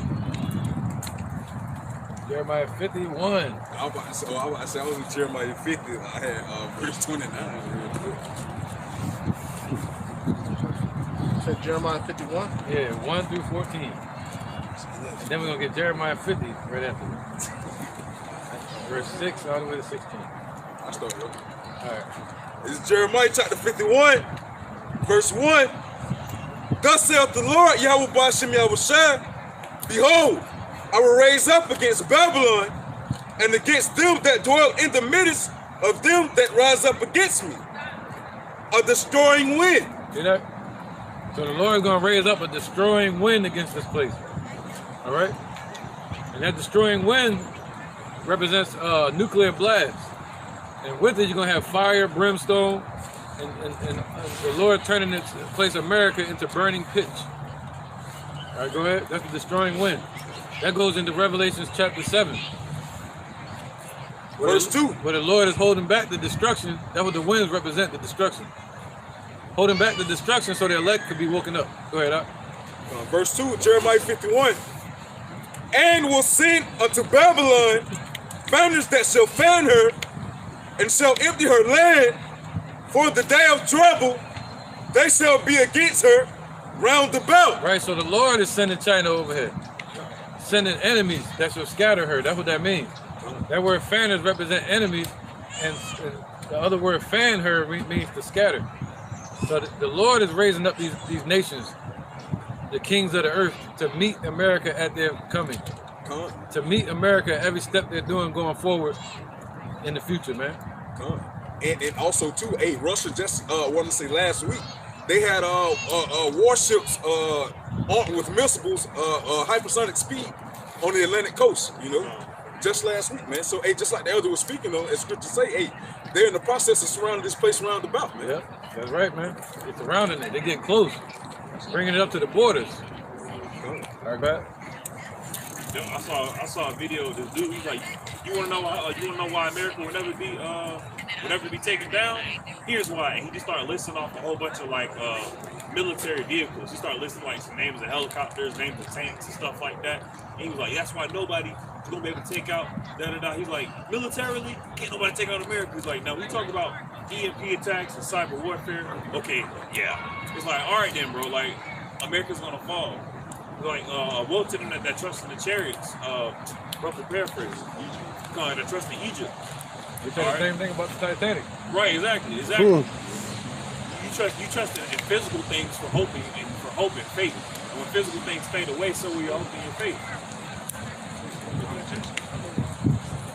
All right, go ahead, brother.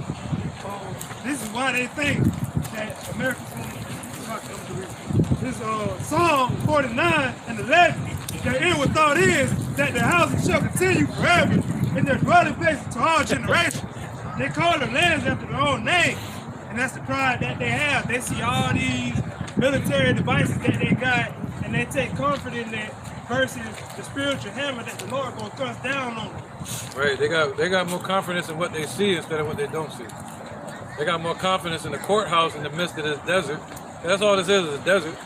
And Esau created a mirage here, you know, on the desert, called America, called it the United States, built courthouses, built banks to make it look like an actual government, an actual country, an actual power in the earth.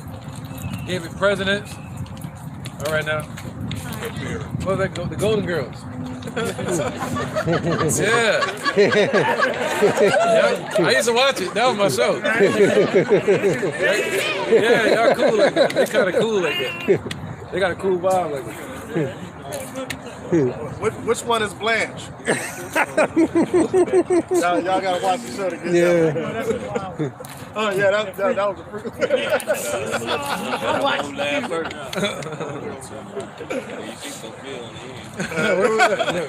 It's Jeremiah 51, verse 3.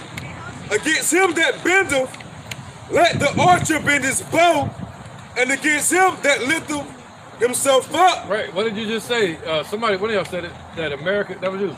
No, one of y'all said it that America brought us into the nuclear age. Yeah, that was you. So the one that bent the bow, that established the missiles, the atomic bomb, during World War II. All right, 1938 to 1944 or 1945, when they dropped the bomb on Hiroshima and Nagasaki, they didn't want to help establish it and entered us into the nuclear age. And they became the nuclear powerhouse of the earth. And the second one and runner-up was Russia. The one that bent the bow, that's threatening everybody, let all the nations bend their bows at America. Meaning what? Have a nuclear arms race. That's what it's called. All right? An arms race. Go ahead, brother. So they bent their bow. What is that? To bend the bow means to make it ready, prepare it, to furbish it. Put that tension on it. To equip it. Yep. To equip it for long distance, for the mass destruction, you know, and being unstoppable. Say durability. Durability, yeah. Endurability, you right. Go ahead, brother. It says, and against him that lifteth himself up in his, is that Brigandine? Brigandine. Brigandine, okay, God. In his brigandine, and spare ye not her young men, destroy ye utterly all her hosts. Right, so that means the Lord gonna destroy them right here on this soil, man.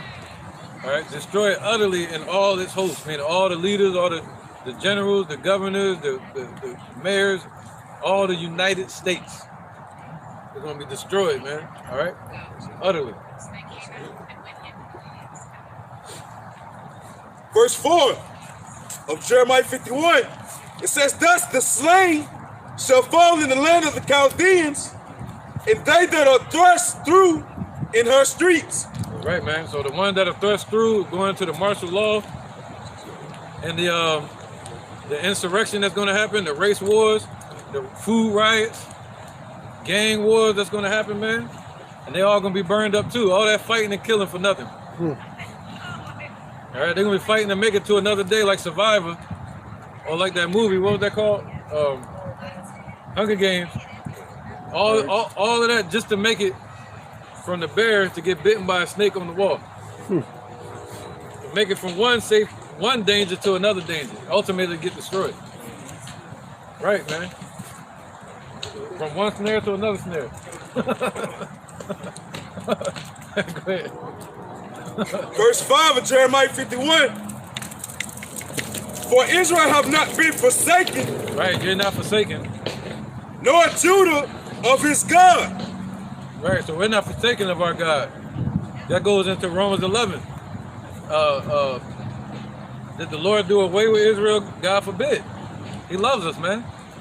So people think we've forgotten about. They say, yo, since their fathers fell asleep, nobody has, dealt with them, basically. Right? Speaking of non-verbatim. So they think we don't have any help in the Lord. So they're like, where's their help? I don't hear nobody. I don't see nobody. All right, let's go ahead and get them then. Hey, Con, that's Wisdom of Solomon chapter 2, I want to say, or 3. When they say, hey, he's professed himself to be of the Lord. There you go. Hey, so come and let us see if he's of the Lord, Right. They want to persecute the righteous, man. To see if the Lord, Yahweh B'Shem Yahweh Shai, is really standing with us. See if he's really backing us at the end of and all in all, hey, shit, by you trying to find out, it's going to be your demise too. Why? Because you sitting on the wrong side of the line, man. At the end of the day, when we find out, man, hey, that's when that destruction is going to come, man. Hey, that's when the Lord Yahweh B'Shem Yahweh Shai gems are going to shine, Right. All right. And the Lord has already been proven. Look at Nebuchadnezzar that threw us through Hananiah, Mishael, and Azariah into the oven. Let's see, or Daniel into the lions then. Let's see if his God gonna save him. Good. So that's what they aim to do with us. It says, verse 5 of Jeremiah 51, for Israel have not been forsaken, nor Judah of his God, of Yahweh B'Shem Yahweh Shai, the Lord of hosts. Though their land was filled with sin against the Holy One of Israel. Right, the Negro, Latinos, and Native Americans are still sinning against the Lord Yahweh. All right, his son Yahweh Shai. Go ahead. Verse 6, flee out of the midst of Babylon and deliver every man his soul. Right, how do you flee? You flee as a bird from the snare of the fowler. Getting saved out of the way. That's what it means to be saved, to salvation. Meaning snatched out of the way of a trap that's set for you. And that's what Yahweh Shai gonna do. All right, deliver his elect. Be not cut off in her iniquity. The Lord is warning you, don't be cut off in this place, man. Loving America, and the Lord about to destroy this place. Everything that you're walking on, everything that you see. The Lord said the vengeance shall fail. Everything that you're hoping for, 401k, that future government, college tuition, becoming a, what do you call them, nurse? A CNN? A CNA? CNN, man. Ain't got all right, yeah.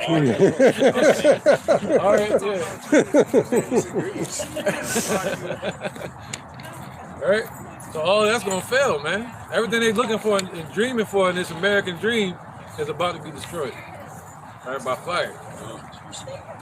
All right, go ahead. You got more on it? Oh yeah. It says, "Be not cut off in her iniquity, for this is the time of the Lord's vengeance." Right. So this is that time of the Lord's vengeance. How do we know?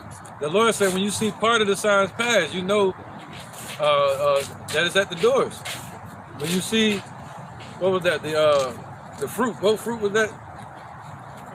The figs. Yeah, the figs grow in the tree. You know that summer is now. He said, when you measure the time diligently in itself. All right, you know it's even at the doors, man.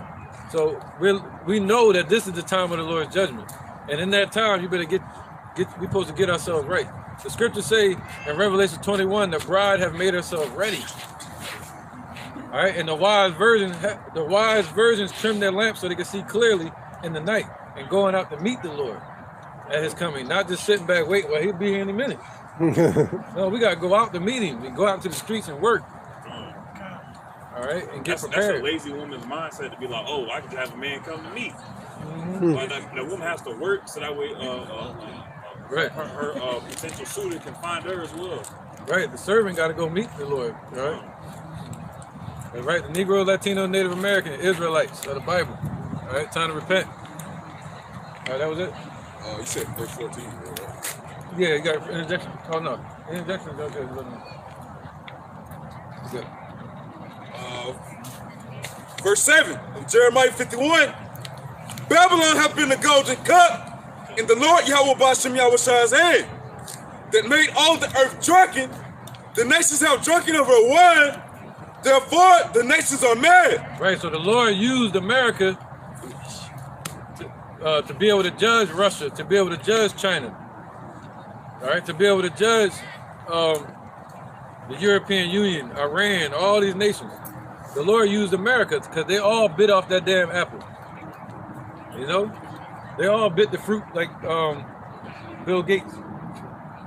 Wait, don't he own Apple? They own Microsoft. Microsoft. Yeah, they got him out of there. That was his last bite. They got him out of there. But, yeah, man. Wait, all right, go ahead. Go ahead. Oh, God. I forgot the point. Verse 8, Jeremiah 51. Babylon is suddenly fallen and destroyed. Hell for her, take balm for her pain, if so she may be healed. Right, so these nations wanted to heal Babylon before. You know? They wanted to heal Babylon before, but they couldn't. That was my snot rag. They wanted, I ain't gonna mess with it. They wanted to heal Babylon, but they couldn't, man. Y'all remember all the bailouts they were doing? You know, and what is that called? Quantitative. Quantitative, how you know I gonna get that? I didn't, man. The QE4, my man.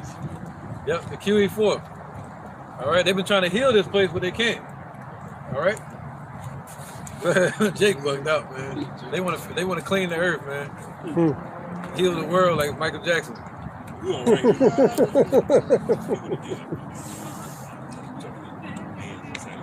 All right, go ahead, bro. Jeremiah 51, verse 9. We would have healed Babylon, but she is not healed.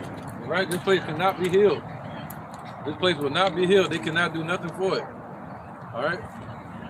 All the atrocities that America has done in the world, they cannot get out of the way of the judgment that's coming from Yahweh B'Shem Yahweh upon this wicked behind place. All right? Go ahead. It says, forsake her. Hey, hello to you too, man. Oh, hi. What's up, brother? And let us go everyone into his own country. Yep. All these nations, they want to leave this place. They used to come over here. What they call them, visas? Right? They call them visas. Green cards. They call them, green cards. Everybody wanted to come to America, but now this is a cesspool of wickedness. This is a cesspool of wickedness. Look at the LG letter movement. Look what they're doing. You mean LGBTQ? I didn't say it, all of the colors of my t-shirt. Oh, that right there, I guess so, yeah. But yeah, that's about to be destroyed. Sodom left as an example. That's part of the cesspool wickedness that I'm talking about. See, this place is against the Lord's word. But what do they hold up in the churches? What do they hold up in the churches? The Bible. What do they hold up in the courthouses? The Bible. Right? What are they trying to change? The Bible. Adam and Steve instead of Adam and Eve. You see that? Interject for just a second. No, you can't. But go ahead. Read scripture, brother. Yo. You can't do that. You can't touch material. No. There's a word that I like in this book. No. You can't touch things, man. I can't touch yours. Yes, you can. No, I can't. I was going to. But you asked me, man. You wouldn't let me speak. I can let you speak. You can do what you want. You know that. Well, I've already said what I need to say. No, you don't. Oh, wait. What was your point? I wanted to ask you if I could look at the book. For what, The answer is no. I should look for a word that I like. I already told you. What word do you like? Cavil. It's in the opening paragraph. What does it mean? It's, I think, the prefix to cavalier, or one who is willing to rebel against authority. In the sense of how John Tinsdale rebelled against the Catholic Church. Okay. In his literal interpretation of Lutheran. Lutheran, yeah. Yeah, Martin Luther. Yeah. 95 Theses. Yeah. So I was just following, bro. But you. No, I get you, but anyway, that's a whole other topic. Yeah. I was just messing with you because I know what you're going to say is to denounce the scriptures, right? Not necessarily. All right. So you believe that Yahweh is the name of the Father, the Son named Yahweh Shai, he's about to return? In the context of monotheism, yes. All right.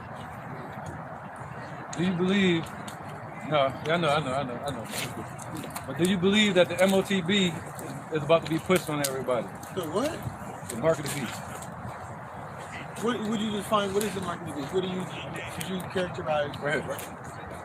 This is the mark of the beast. What is this scribble? And that's in the Bible, right here. That's all you need to see, right there.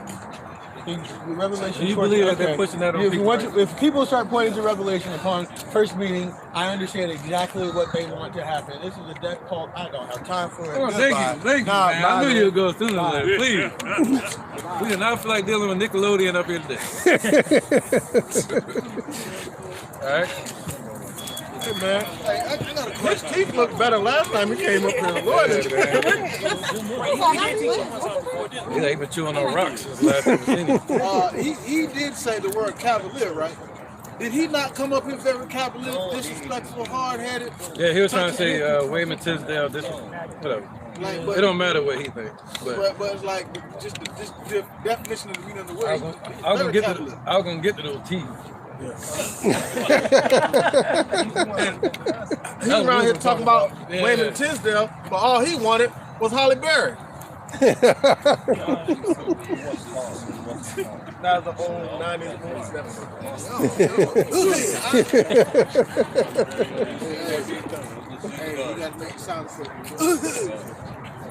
All right, man, that's what happens when you eat ass and shit. I'm sorry, man. Goddamn teeth right up. All right, this is the book of Jude, chapter 1, in verse 7. Right. You can't come over here and talk to us, man. We real men up here. These people be out of pocket. They should be respectful of that first. Come up here with all pink on. My daughter don't even like pink. Touching my Bible, touching my property. See, that's the devil.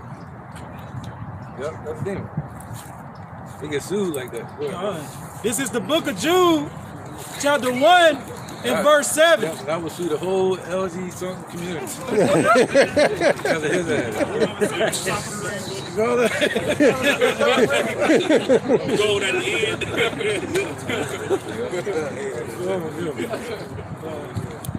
Even as Sodom and Gomorrah and the cities about them in like manner, giving themselves over to fornication and going after strange flesh, are set forth as an example. There you go.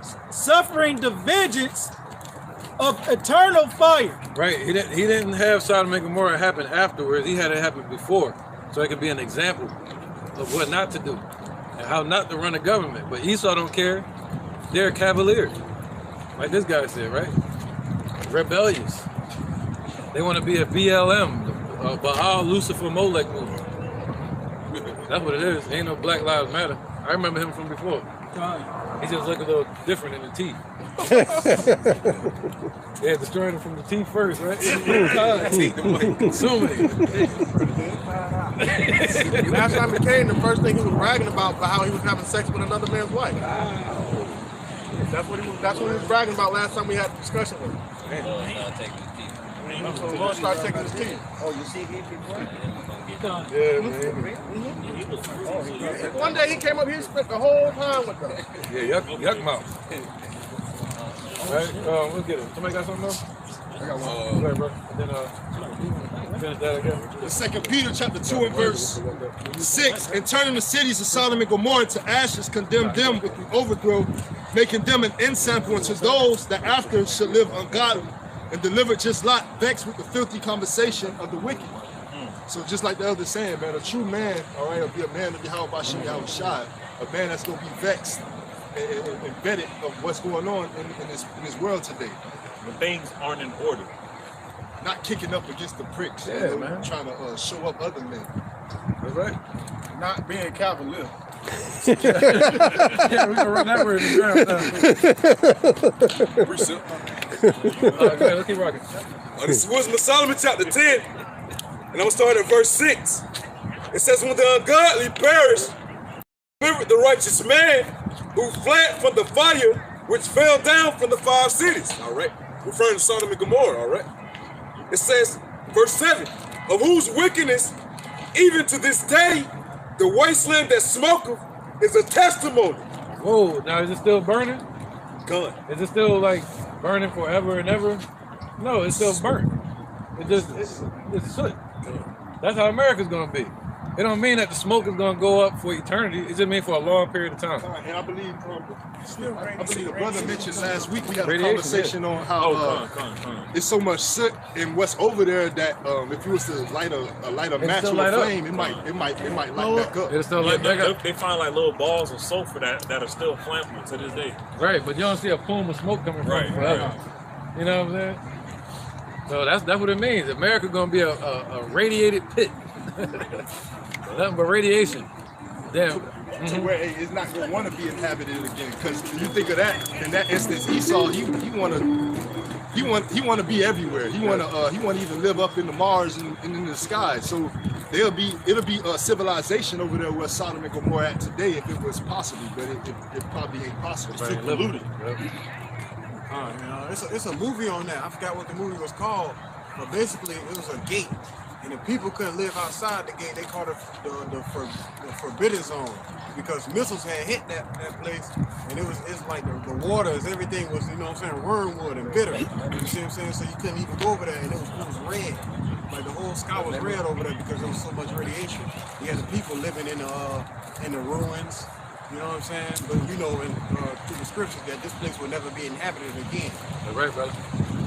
All right, this place is done. All right, go ahead, brother. Wisdom of Solomon, chapter 10, verse 7, it says, of whose wickedness, even to this day, the wasteland that smoketh is a testimony, and plants bearing fruit that never come to ripeness. And the standing pillar of salt is a monument of an unbelieving soul. All right, hey, as he came up, you know what I'm saying, I want to speak on the Leviticus behalf of, oh yeah, are you talking about this, the colors on my shirt? Or, hey, it's unnecessary, man. Why? Because as the elder said, man, hey, that was an example set by the Lord Yahweh B'Shem Yahushua himself, all right, of how to not run a government. But yet, you do the exact opposite, man. So therefore, anything going contrary, according to the Lord Yahweh B'Shem Yahushua's establishment, according to his foundation, all right, is going to be destroyed, man. All right. Hence, the city which is spiritually called Sodom and Egypt to this day, man, which is Babylon, also known as America, all right? Right, man. Yeah, they try to get us to believe they're a delusion. Tell me I'm a tell me I'm a woman. Yeah. I am ma'am, sir. Call me a ma'am. I'll go outside and show you, man. Shit, what we going in here, sir? It's like they want you to be mentally ill with them. Like, no, I'm not gonna pretend like something wrong with me because you want to pretend like you something else. You're right. Sound like Hulk Hogan. You're not gonna force me to be mentally ill with you. That's because misery loves company. They're miserable in their wickedness. They do it to try to fill a void, but ultimately they can never fill that void. The only thing that can truly bring peace to a person is the knowledge, wisdom, and understanding of Yahweh B'Shem Yahushua. Understanding that He exists, understanding that His Son Yahushua delivers, understanding that Israel are His people, and understanding that everything is already written. We just have to act it out. Right. That's how you know America is truly wicked. They give rights to little boys to change themselves. Into girls. And cut their thing off. You know what I mean? What kind of rights is that?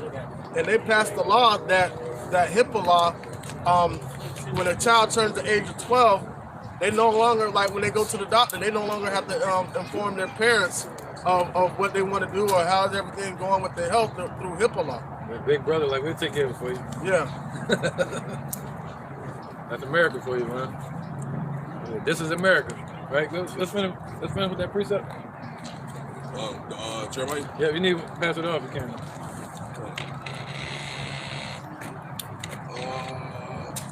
Verse 9. Jeremiah 51:9.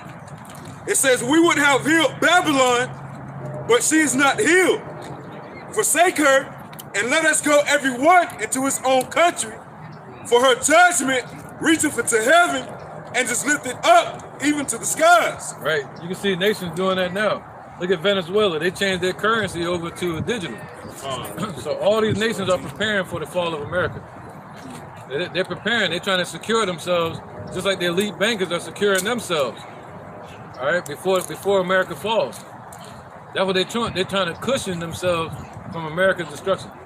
And a couple of years ago, we were doing, us and the brothers around, we were doing lessons on Venezuela and the collapse and how they were ushering in their blockchain. Yep. And they had people eating out of trash. They went through their famine. They went through that. Yep. That's ultimately what's coming to America. That's what's coming here. So they all trying to separate from this place and get rid of the dollar. All right. So they all trying to deal with their own currency. That's what they're talking about. All right. Go ahead, brother. This is Jeremiah 51:10. The Lord Yahweh has brought forth our righteousness. Come and let us declare in Zion the work of the Lord Yahweh our God. It says, verse 11, make bright the arrows, gather the shield. Right, so when we see these missiles, once these missiles start getting shot and aimed at this place, America, these people ain't gonna have no damn clue what's going on. All right, this is the only place in the world where they listen with their mouth.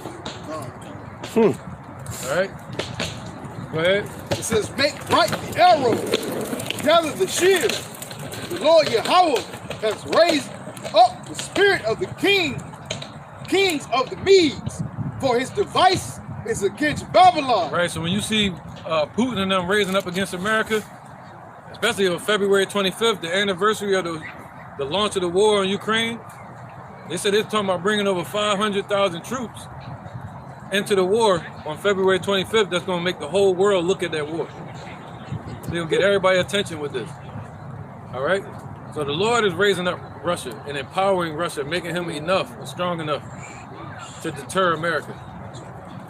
So Yahweh shall raising him up and created Putin for these times. In the Kremlin. All right, go ahead. It says, the Lord Yahweh has raised up the spirit of the kings of the Medes. Right, let's get that real quick. Go ahead, brother. This is the book of Ezekiel, chapter 38, verse 4. And I will turn thee back and put hooks into thy jaws, and I will bring thee forth and all thy army, horses and horsemen. Bringing forth all the army, horses and horsemen, all kind of tanks and weaponry. And they're going to be fully equipped and know how to use it. And put hooks in that jaw, meaning the Lord going to take control of the king's mind. He controls the hearts of the kings. Go ahead. All of them clothed with all sorts of armor, even as a great company with bucklers and shields. Great. All of my bad, guys. All of them handling swords. So handling the sword, all of them. So all the soldiers from Russia are going to be fully trained, fully prepared, and able to handle those swords, man. All right? They're going to be like super soldiers over there. And I think we're about to see the uptick coming February 25th when they send over 500,000 troops, man. And they start talking about nuclear war. All right, go ahead. Oh, that was it. All right, go ahead. This is back at Jeremiah chapter 51, verse 11. Make bright the arrows, gather the shields. The Lord Yahweh hath raised up the spirit of the kings of the Medes, for his device is against Babylon to destroy it. Right, so they're making bright the arrows, meaning perfecting their missiles, and they're making perfect the missile defense shields. All right, to go against America. All right, go ahead. It says, his device, Russia's device is to get rid of America. It says, for his device is against Babylon to destroy it, because it is the vengeance of the Lord Yahweh, the vengeance of his temple. Right, because the Lord going to put the thought into his heart. That's in Ezekiel 37, I think it is.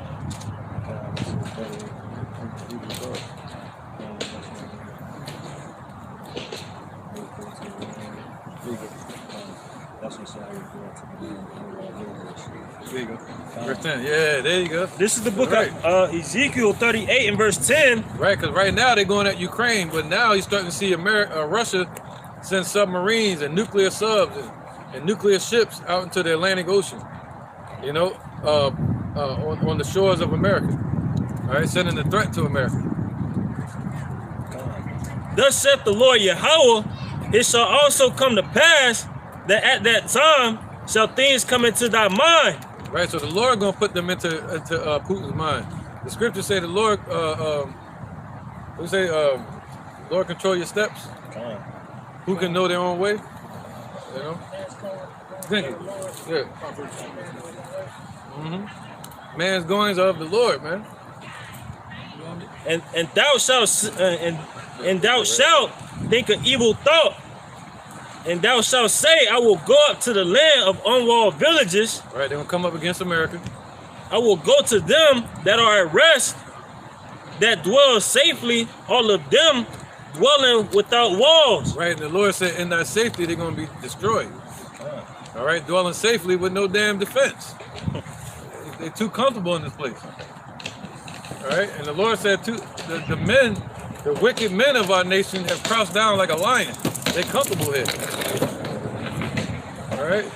And they only feel safe because America was the hammer of the earth. They were going around the world destroying stuff. So people feel safe because of that. America's army. They'll protect us. And having neither bars nor gates. That's it. Right. So America don't even have no strong missile defense shields, man. But they talking about stoking a war against nuclear powerhouses, man. They have a missile defense machine, but they don't have a shield. Yeah, they don't have a shield. They can't handle what they got now. The Avangard and all that. And the Moab. And that machine you talking about, that shit was tested during the Trump administration. Oh yeah. And it was like 30%. Man. That can't stop an earthquake weapon. No. Stop the EMP. Where? The EMP is called a Poseidon. That's the one that's striking the water. It's called a tsunami and an earthquake. A radioactive springtime? Yeah, man. That's crazy shit. Yeah, go ahead, bro. It's the book of Ezekiel 21, and I'll start at verse 14. And it's ultimately towards 2/3 of our people who don't hearken and don't listen, but it's going into the missiles, how the Lord is furbishing those missiles and preparing them. And it's Ezekiel 21 and 14. Thou therefore, son of man, prophesy and smite thy hands together, and let the sword be doubled the third time. The sword of the slain, it is the sword of the great men that are slain, which entereth into the privy chambers. I have set the point of the sword against all their gates, that their heart may faint and their ruins be multiplied. It is made bright, it is wrapped up for the slaughter. Go thee one way or other, either on the right hand or on the left, whithersoever thy face is set. I will also smite my hands together, and I will cause my fury to rest. I, the Lord, have said it. So the Lord is going to cause his fury to rest. That's right. You know, ultimately, the prophecies ultimately being fulfilled. Him setting up the sacrificial altar, being America to be destroyed. Yep. Thermonuclear fire. Ultimately, the men that he set up to split the atom and to create these weapons of his righteous indignation. All right. So ultimately, that sword, those missiles is being furbished, man, just like the brothers is speaking on. So our people have a decision to either choose the right-hand side of the Heavenly Father, which is where our big brother lies, Yahweh Shai, or to the left, man, of judgment, which the Lord is getting ready to bring. That's why I said it's going to appease the wrath of him that made it. We're going to be able to rest and chill. All right? So once America gets destroyed, that's going to be the beginning of Yahweh Shai's rest. All right, the kingdom. All right, go ahead. We'll get a couple more, man. We can wrap it up. This is Jeremiah. Got 2 more. This is Jeremiah 51 and 12. Set up the standard upon the walls of Babylon. Make the watch strong. Set up the watchmen. Prepare the ambushes. For the Lord Yahweh has both devised and done that. What's an ambush? These Chinese drones, spy drones, that's an ambush. And they surrounded this place about too. They don't got nowhere to go being back into a corner. Right. It says, for the Lord Yahweh hath devised and done that which he spake against the inhabitants of Babylon. Oh, thou that dwellest upon many waters, abundant in treasures, thine end is come, and the measure of thy covetousness. The Lord Yahweh of hosts hath sworn by himself, saying, surely I will fill thee with men as with caterpillars. Right, that's called an invasion. Right? So they might even invade this place a little bit, certain places. And they might try to take parts of LA, try to take parts of Texas, or even Florida before they drop the nukes on this place. Just like they're doing in Ukraine. So it might be war on the grounds right here in America too.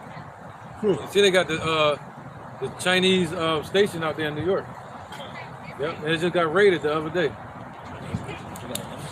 They got a police station. They got China. They got their own police station on the soils of America. And they got Iran buying up places in South America. Getting more power in South America. That's what it was. I was just thinking, had a little brain fart. That's Iran was basically setting something up, part of going back into America being surrounded. They was basically setting up over in South America somewhere. Yeah, with the immigrants and all that. Con. So the Lord said He's gonna fill this place with men and with missiles. He got a prescription for you. He's gonna fill it. Verse 13. It says, O thou that dwellest upon many waters, abundant in treasures, thine end is come. Right, and that goes into Revelation, where it talks about the whore that sitteth upon many waters. Same one. So that lets you know where the lake of fire and the destruction is going to happen at. There's not going to be some hell on earth or hell under the earth. No, it's talking about a place that the Lord is going to release His anger on, and it's a place called America, Babylon. All right, with leaders that are wicked, and the Lord is going to destroy them as well. And the measure of thy covetousness. This is the Lord Yahweh of hosts has sworn by himself, saying, surely I will fill thee with men as with caterpillars, and they shall lift up a shout against thee. Right, man. There you go. So all these nations are going to lift up a shout against America round about. All right, that can be the sound of war, the sound of battle in the land. You know. But you got preach. Oh, okay. You got one? Oh no. All right. Where we at? That was the last one. All right. We can give a couple more. Let's get Jeremiah 50 and start from verse 6, go to 16. It's Jeremiah chapter 50 and verse 6. My people have been lost sheep. The shepherds have caused them to go astray. They have turned them away on the mountains. There you go. See, our shepherds, the shepherds, leaders of our nation, have called them to err. They have caused them to go away and turn away upon the mountains, meaning of all these different governments and countries. You got all these fake leaders in these countries and places. And in those places where we were scattered, they caused our people to become further more Gentiles. All right? Caused them to become more pagans, more Buddhists, more Muslims, Christians, atheists, voodoo. You know, whatever they're into, these leaders are all over the world. And they cause our people to stay asleep, to stay in the congregation of the dead. All right, Yahweh is about to return. Repent. They have gone from mountain to hill. Right, they have forgotten their resting place. Right, they have gone from government to government. You know, snuffing up the wind at their pleasure, meaning everything they want to do, we say, do as thou wilt. It was a demon screaming. All right, so they have turned them away, man. Now people have ran from government to government trying to find a resting place, and we can't find it. Our place is in Jerusalem. Our place is with Yahushua. All right? He said, Verse 7. Yep. He said, among these nations thou shalt find no ease. Oh, bad. Go ahead, brother. All that found them have devoured them, and their adversaries said, we offend not, because they have sinned against the Lord, the habitation of justice, even the Lord, the hope of their fathers. Nope. But the Lord said, yo, woe to the person that touched the apple of his eye. So what? We sinned, we went against the Lord. That doesn't take away from Nebuchadnezzar's judgment. That didn't take away from Cyrus the Great's judgment, or the Persians. Is not going to take away from Esau's judgment. Yeah, that goes with Romans. That goes with Romans too, about how that tree, all right, being the branches being broken off, all right, and being once grafted back in. Israel, all right, was once a part of that olive tree, once getting cut off, being disenchanted, being going away from the laws, statute, commandments of the Lord. But Esau, they have this notion that all nations can make it, that everybody can come in. It says their fathers. Yep, they think the Lord did away with us. That goes into people like Bthmb Malone. Think he could find a place of repentance now. Yeah, the Lord ain't dealing with them no more. It wasn't. The branches were broken off, not for the heathen, all right, and the Gentiles, as far as the other nations can come in, but for the Gentiles, as far as the Israelite foreigners, those Israelites that were scattered abroad amongst the other nations, to be grafted back in. Right. And what did the Queen Isabella and King, was it Ferdinand? What did they say? Or Columbus? Those Israelites over there, they got gold and they scattered. Who is that? The Israelites. They're over there in that land. They used the Apocrypha to find us. All right. So they say, yeah, the God ain't dealing with them, just like the Romans did with Josephus. You can read about that. All right. So 70 AD. So they think the Lord has forgotten us or forsaken us, but the Lord didn't forsake Israel. He kept a remnant for himself. All right. It's back in Jeremiah chapter 50 and verse 8. Remove out of the midst of Babylon and go forth out of the land of the Chaldeans and be as the he-goats before the flocks. Right. Become leaders, man. Stand up and become leaders of these flocks and feed the sheep. For lo, I will raise and cause to come up against Babylon an assembly of great nations from the north country, and they shall set themselves in array against her. There you go. That's why you got China coming through Canada, setting up spy drones. They're setting themselves against this place. It's like chess. All right, let's get it. From thence she shall be taken. There you go. So once these nations establish their front or their siege against America, once they set that up and they set their spy drones up, their ships out in the Atlantic, that's once they fully got that established, that's when the Lord gonna put it in their minds to destroy this place. Blitz. That's right, blitz, full on blitz. But they gotta get set up first. The arrows shall be as a mighty expert man. None shall return in vain. Right, it's gonna be like through what? AI technology. That's just gonna be precise. Algorithms, trajectories. So it's gonna be precise when they get shot off, man. But they gotta get established first, set up their siege, and they're gonna do a full-on blitz on this place. And that's when they're gonna start launching missiles. So we're in the stage of seeing the wars and rumors of wars and them being established around the borders of America. And Chaldea shall be a spoil, and all spoil her shall be satisfied, saith the Lord. Right, man. They're gonna be satisfied. All that come against this place, they're not gonna be upset. When they shoot a missile, it's gonna land. If they send their troops, most of their troops ain't gonna perish. There's gonna be a lot of American troops perishing. You know, they're gonna be winning the war. Basically, they're gonna be satisfied. Hey, that's what Daniel 4:17. The Lord ruleth in the kingdom of men, and He giveth to whoever so He will. Right. So that's the Lord taking. He's not with Babylon anymore. Nope. He's even though He's against Russia. All right. He's set up Russia to be a guard for these other nations. So He's with them to an extent. Well, and the Lord said He's gonna judge them too. Right, he's using them. That's it. He's using them as puppets. All right, that was it on that? I think, right? What we gotta go through? Verse 10. That was verse 10? We'll go all the way to 16. It's verse 11. Because ye were glad, because ye rejoiced, O ye daughters of mine heritage, because ye are grown fat as the heifer at grass, and bellow as bulls, your mother shall be sore confounded. Right, so America got super rich. All right, bro, so on. You got the line going on there. Well, America got super rich.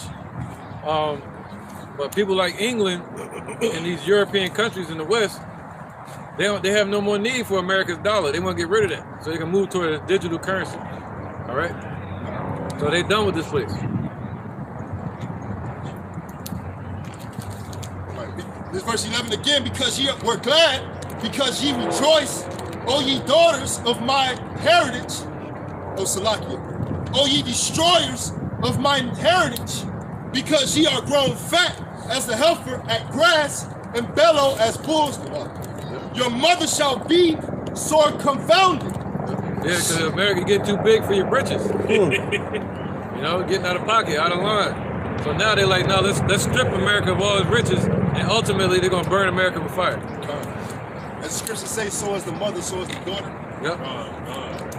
And we went through that, and we kind of brought that out at the beginning of the lesson of like the start up and the revamp of the Roman Empire, how the Lord let it prolong from the ancient Roman Empire, Revelation 17, and then the downfall of it in Revelation 18. Right. Yep. America trying to keep that power. They're like, no, man, we gotta move on. They want to get rid of the dollar. They want to move towards digital.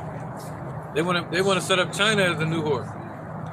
And America come out of that the mother that we're speaking on now. In, Babylon. Yeah, Babylon. That's right. Babylon. Spiritual Babylon. Verse 12, your mother shall be sore confounded, she shall bear you, shall be ashamed. Behold. Right. The mother here, we're talking about England. England.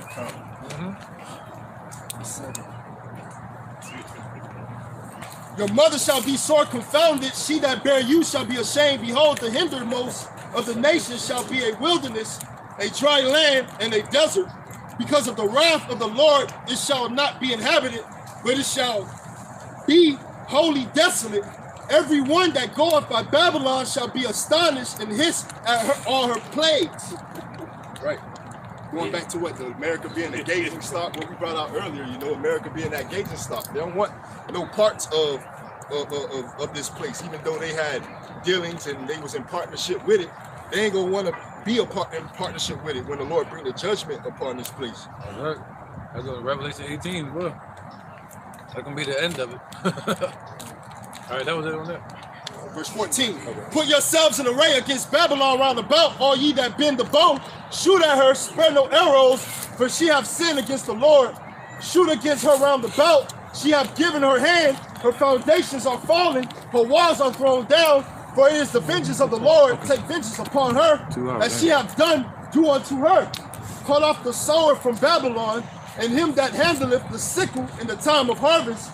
For fear of the oppressing sword, they shall turn every one to his people, and they shall flee every one to his own land.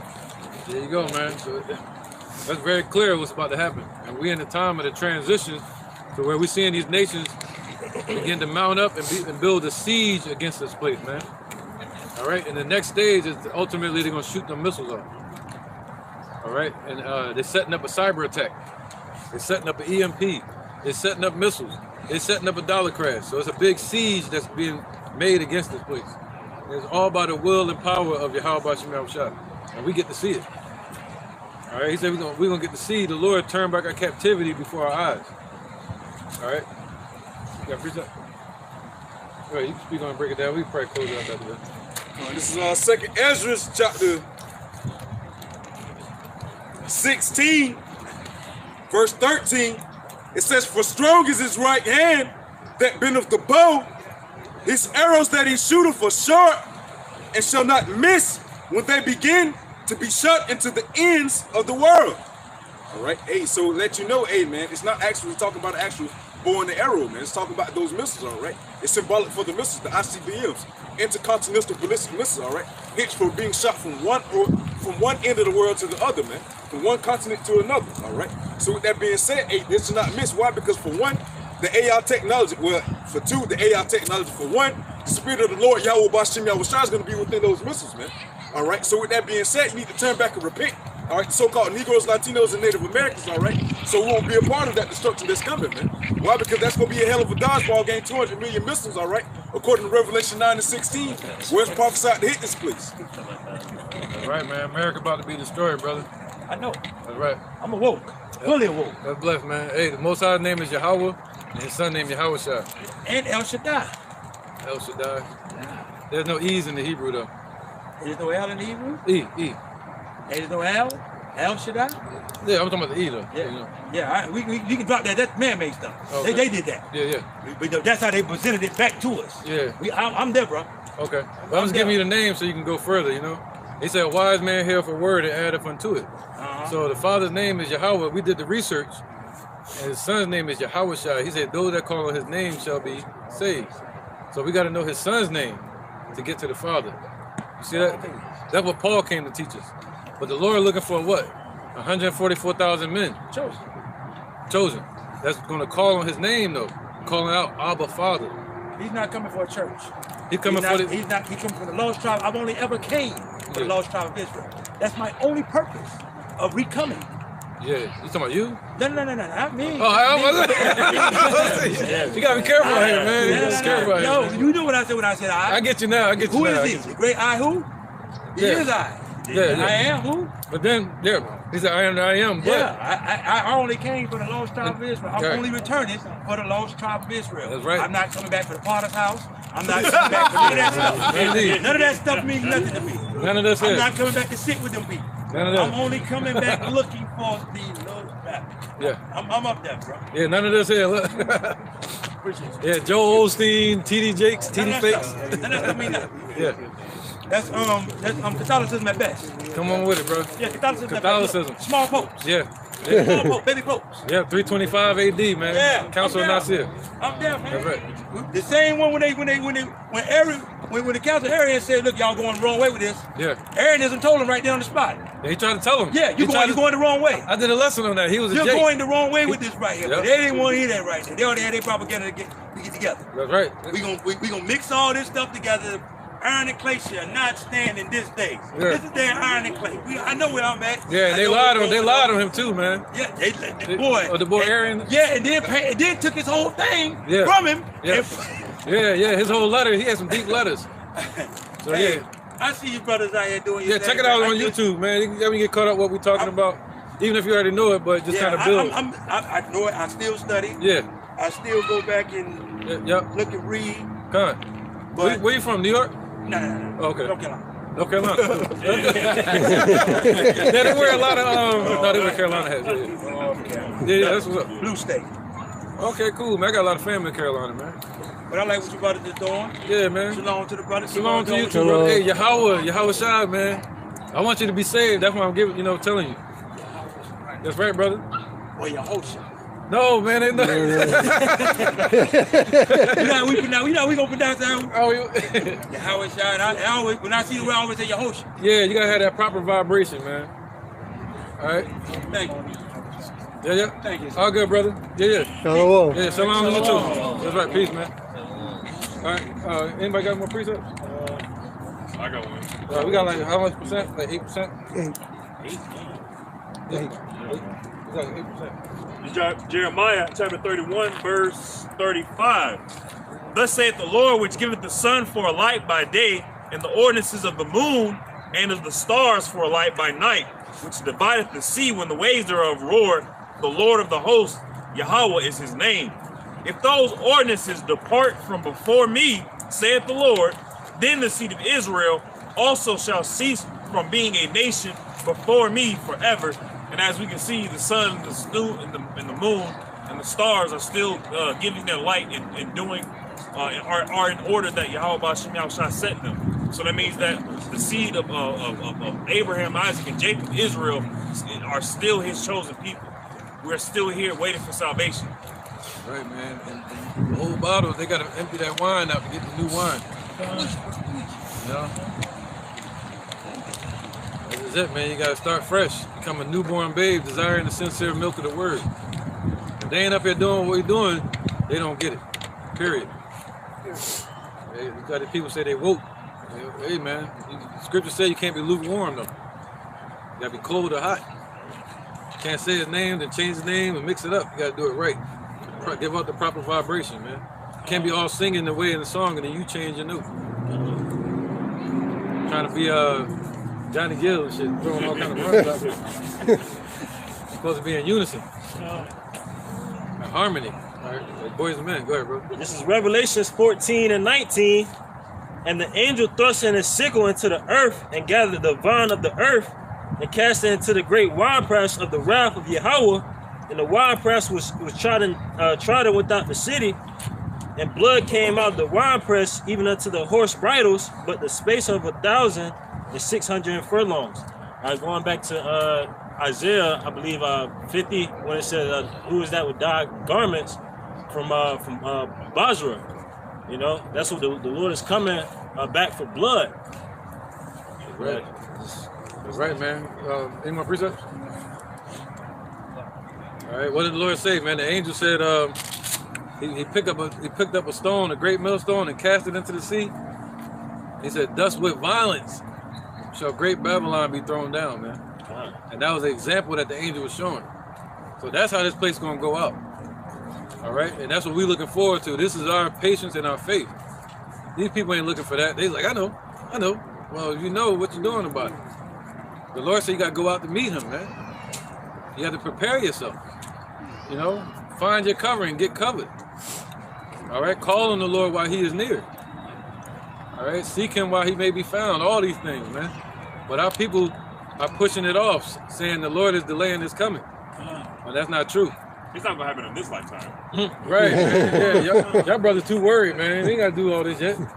It's for our children. Our children gonna get it. Like, no. And then if that's the case, that the children gonna only get it right. You should teach your children the right way then. Why? So when it's right for them, they won't fall victim to shit. All right, I think we. No, you got a point. And I was about to say, raise up a child in the way they should go, then they won't depart. Roughly paraphrasing. Right. So you establish them in the foundation of the truth, then you don't have to worry about them veering away from you. You have to show them what to do. You have to show them what they have to do. What they have to do is get out here and teach. Get out here and tell our people that so-called Negroes, Latinos, Native Americans are the Israelites that the Bible speaks of, and also people who don't have the same color as the rest of everybody else. Right. All right, we're gonna end it there, man. This is like an open forum. I guess the focus would be the heaven and the earth shall flee away, and they're gonna try to hide, but there's nowhere to run. You know? Because the Lord gonna turn this place into a lava pit. Good. All right, continuing on with that lake of fire lesson, man. So with that, we're gonna end it. We hope you were edified to continue another day in this truth and to give praise to our Father in heaven for the works that He's about to do, man. And we're gonna witness it. All right. So with that, we want to say, call, Alayim, La, Yahweh, Ba'ashem, Yahushai, Ba'ashem, Ha, Rakah, Quadash, Ma'amah. All right, double honor to the elder apostles of GMS and their elders. And shalom to you, Akim, and Akwatim, the children that believe in sincerity and truth around the four corners of the earth, man. Stay sharp, man. Stay watching and stay believing and stay prayed up. All right? And keep pushing. Keep pushing, man, until we push this stone over the mountain and move these mountains out of our way. All right? With that, we'll say shalom. Shalom. Shalom.